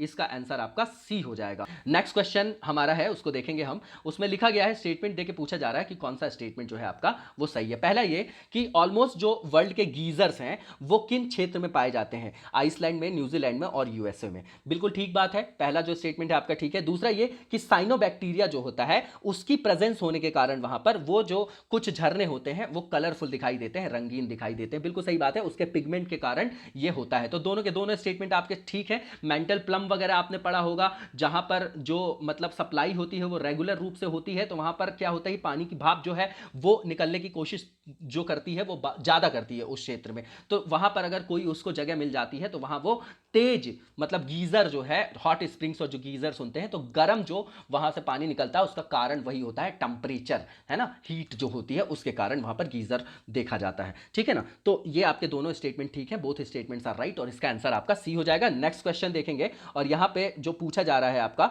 कि कौन सी जो जोड़ी है वो सही ढंग से मेल नहीं खाती है। तो यहां पर जो है उनकी पीक्स के साथ उनको क्या करना है, देखना है हमको। तो जो एटलस आपका माउंटेन दिया गया है उसमें लिखा गया है कि जो आपका टॉपिकल जो आपकी क्या है, पीक है। बिल्कुल सही बात है, ये वहीं पर है, ठीक है। और दूसरा जो लिखा गया है आपका यहां पर कॉकस माउंटेन है और वहां पर लिख दिया गया है माउंट एल्ब्रोज, ठीक है। तो ये जो है आपका कॉकस जो है आपका, ये आपका जो कॉकस माउंटेन है वो आप देखेंगे तो कहां पर है, ये ब्लैक सी और कैस्पियन सी के बीच में है, ठीक है। और एल्बोज जो है वो उससे अलग आपकी रेंज है। तो ये जो है दूसरा जो है आपका वो करेक्टली मैच्ड नहीं है। बाकी एटलस पर्वत की जो पीक दी गई है वो आपकी टोपकल ठीक है, और माउंट ब्लैंक जो है आपका वो यूरोप का जो आपका आल्प्स माउंटेन है उसी से रिलेटेड है। तो जो ए और सी है वो करेक्टली मैच्ड है और बी आपका करेक्टली मैच्ड नहीं है। तो आपको क्या बताना है कि यहां पर कौन सा जो है वो सुमेलित नहीं है।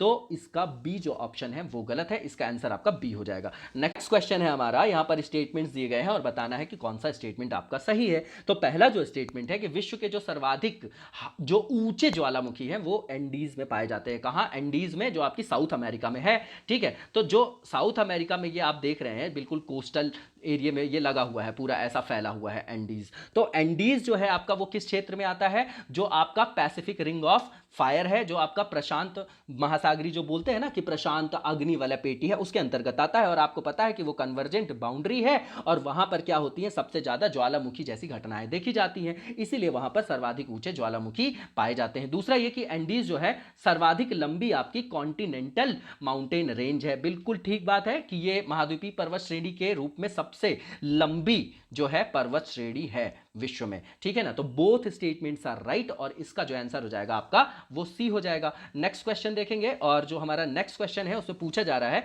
कि जो आपके वलित पर्वत होते हैं, ठीक है ना, जो फोल्डेड माउंटेन्स जिनको बोला जाता है, फोल्ड माउंटेन्स, तो उसके बारे में स्टेटमेंट दिए गए हैं। बताना है वलित मतलब ऐसे एक के ऊपर एक, एक के ऊपर एक, ये फोल्ड बनते जाते हैं, ठीक है ना। तो उसी को बोलते हैं कि वलन से, ठीक है। तो जैसे हिमालय है हमारा, ठीक है ना, तो अब इसके बारे में स्टेटमेंट है और पूछा जा रहा है कि कौन सा सही है। तो पहला ये यंगेस्ट जो माउंटेन्स है अर्थ के वो फोल्ड माउंटेन्स होते हैं, बिल्कुल ठीक बात है ना। और पहला ही स्टेटमेंट ठीक है। दूसरा ये कि काफ़ी लंबा होता है और इसकी जो चौड़ाई होती है वो क्या होती है, कम होती है, ठीक है ना। तो चौड़ाई कम होती है और ये लंबा होता है, लंबाई इसीलिए तो ये रेंजेस के रूप में बनते हैं, ठीक है ना, रेंजेस के बनते हैं, जैसे हिमालय देखिए आप, ठीक है ना। तो ये जो दूसरा स्टेटमेंट है वो भी आपका ठीक है। तीसरा जो स्टेटमेंट है आपका कि जो मतलब भूकंप है उसकी जो आवृत्ति है यहां पर सामान्य विशेषता। भूकंप का मतलब है क्या कि जो चट्टानें होती हैं उसके अंदर की जो खिसकने से ऊर्जा निकलती है तो उसी के कारण क्या होता है, भूकंप वगैरह आता है, ठीक है ना। तो जो उसकी आवृत्ति होती है, जहां पर आप अभी भी सुनते हैं कि हिमालय जो है उसकी हाइट अभी भी बढ़ रही है,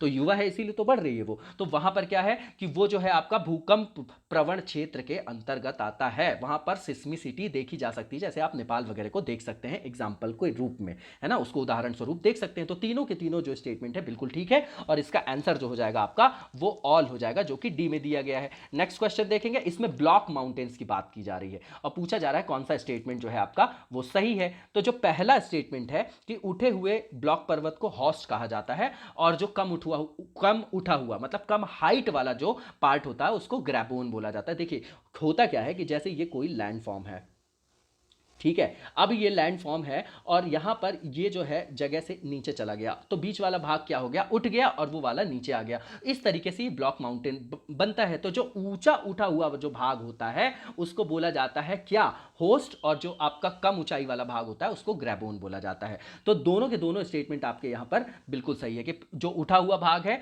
उसको बोला जाता है होस्ट और जो कम उठा हुआ भाग है उसको ग्रैबोन बोला जाता है। तो बोथ इसका आंसर हो जाएगा आपका सी। नेक्स्ट क्वेश्चन देखेंगे और इसमें जो है आपका जो तटीय पर्वत है, कोस्टल जो आपके माउंटेन्स हैं उनके बारे में क्वेश्चन है कि कौन कौन से जो हैं इनमें दिए गए माउंटेन्स के नाम वो कोस्टल हैं, ठीक है। तो रॉकीज जो है आपका रॉकीज जो है आपका, है ना, वो बिल्कुल है आपका, रॉकीज जो पर्वत है वो कोस्टल है। एप्लेशियन जो है ना, खनिजों के मामले में भी जैसे कैनेडियन शील्ड वगैरह देखते होंगे, एप्लेशियन देखते होंगे, तो एप्लेशियन जो है वो आपका वो भी आपका तटीय पर्वत है। अल्पाइन जो है आपका लिखा हुआ वो भी आपका क्या है, कोस्टल है। लेकिन वॉसजस की बात करें अगर अपन, वॉसजस जो आपका माउंटेन है वो इनलैंड माउंटेन है। आप बिल्कुल एटलस में इन सबको रेगुलरली देखते रहिए, ठीक है। और कमेंट बॉक्स में बताइएगा कि ये जो वॉसजस माउंटेन है वो कहां पर है, कहां पर अवस्थित है। तो 1 2 3 जो है आपके ये तीनों तटीय माउंटेन है, कोस्टल माउंटेन है और वॉसजस जो है आपका इनलैंड है। तो आंसर आपका 1 2 3 हो जाएगा, जो कि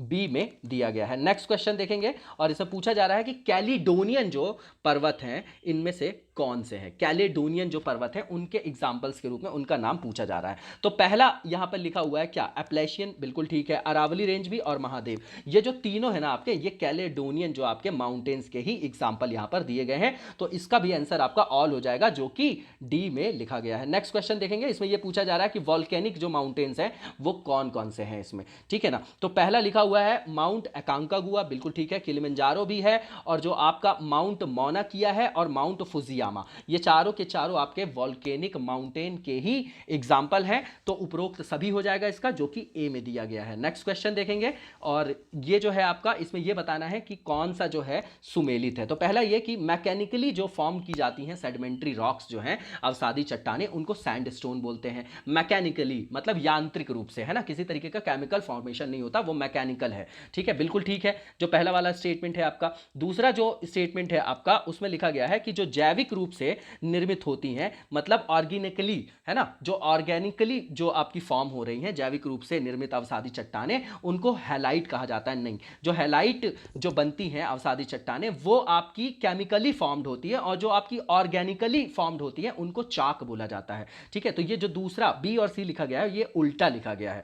अगर ये बोला जाए यहाँ पे कि जो केमिकली फॉर्म होती है तो वो आपकी हैलाइट होगी और जो ऑर्गेनिकली जो मतलब बन रही है, फॉर्म हो रही है, निर्मित हो रही है अवसादी चट्टान, उसको बोला जाता है चाक। तो जो आपका ए है वो सुमेलित है, इसका आंसर आपका ए हो जाएगा। नेक्स्ट क्वेश्चन देखेंगे और ये मेंटल प्लम की बात है ना, सोर्स जहां से आप, जैसे आप बोलते हैं ना कि आपके जो एस्थेनोस्फेयर है, वहां से आपका कनेक्शन है किसका, मेंटल से, दुर्बलता मंडल से, है ना, जो आपका एस्थेनोस्फेयर जिसको आप बोल रहे हैं दुर्बलता मंडल से, वहां से सारी सप्लाई होती है किसकी, जो आपकी लावा आप देख रहे हैं, ठीक है ना। तो मेंटल प्लूम जो है पृथ्वी के पृष्ठ भाग के भीतर असामान्य रूप से गर्म मैग्मा का संवहन करता है, बिल्कुल ठीक बात है, वहां पर हीट होती है, इसीलिए वहां से फिर क्या होता है, फ्लो जो है वो चालू होता है, ठीक है ना। तो ये जो है गर्म मैग्मा का संवहन जो है वो वहां से असामान्य रूप से होता है ना। जो कन्वेक्शनल करंट वगैरह आर्थर होम्स का जो आप लोग पढ़ते हैं वो वही है पूरा मेंटल प्लम, उसी से समझिएगा आप, ठीक है। और दूसरा जो लिखा गया है कि मेंटल प्लूम जो है हॉटस्पॉट के रूप में संदर्भित मेंटल में एक निश्चित स्थान पर असामान्य रूप से गर्म मैग्मा की निरंतर आपूर्ति करता रहता है। अब देखिए होता क्या है, हॉट स्पॉट यहां थोड़ा समझते हैं अपन, जैसे ये अर्थ है अपना, और इसको अपन मान लेते हैं कि 100 से 200 किलोमीटर के बीच में जो है आपका वो क्या है, 100 से 200 किलोमीटर के बीच में आपका क्या है, दुर्बलता मंडल है। एक तो ये सोर्स हो गया आपका मैग्मा का, दूसरा जो है आपका एक तो इनर कोर होता है और एक आउटर कोर। तो आउटर कोर से भी आपकी लावा की आपूर्ति होती है, और यहां से जो आपूर्ति होती है वो रेगुलरली होती रहती है। तो जब लावा जो है आपका वो बाहर आने का प्रयास करता है और उसको कोई जगह मिल जाती है तो वहां से रेगुलरली वो बाहर निकलता रहता है। और अगर किसी मैग्मा का जो सोर्स है अगर वो आउटर कोर होगा तो उसकी सप्लाई कभी बंद नहीं होती, इसीलिए वो जो क्षेत्र है हमेशा वहां से मैग्मा निकलता रहता है और उसको हॉट स्पॉट बोला जाता है, ठीक है ना। हॉट स्पॉट उसी को बोला जाता है। अभी तक लगभग मतलब हॉट स्पॉट जो है 50 तक उनकी खोज हुई है, जो सबसे ज़्यादा मतलब एग्जांपल देखे जाते हैं, जैसे रीयूनियन आपका आइलैंड हो गया, है ना, आइसलैंड हो गया, आपका हवाई द्वीप हो गया, वहाँ पर ये पाए जाते हैं, ठीक है ना। तो मेंटल प्लूम मेरे हिसाब से आपको समझ में आ गया होगा, और वो यही लिखा गया है यहाँ पर दोनों स्टेटमेंट में कि ये असामान्य रूप से यहाँ पर गर्म मैग्मा की निरंतर आपूर्ति होती रहती है और इसमें असामान्य रूप से गर्म मैग्मा का संवहन होता रहता है, ठीक है ना।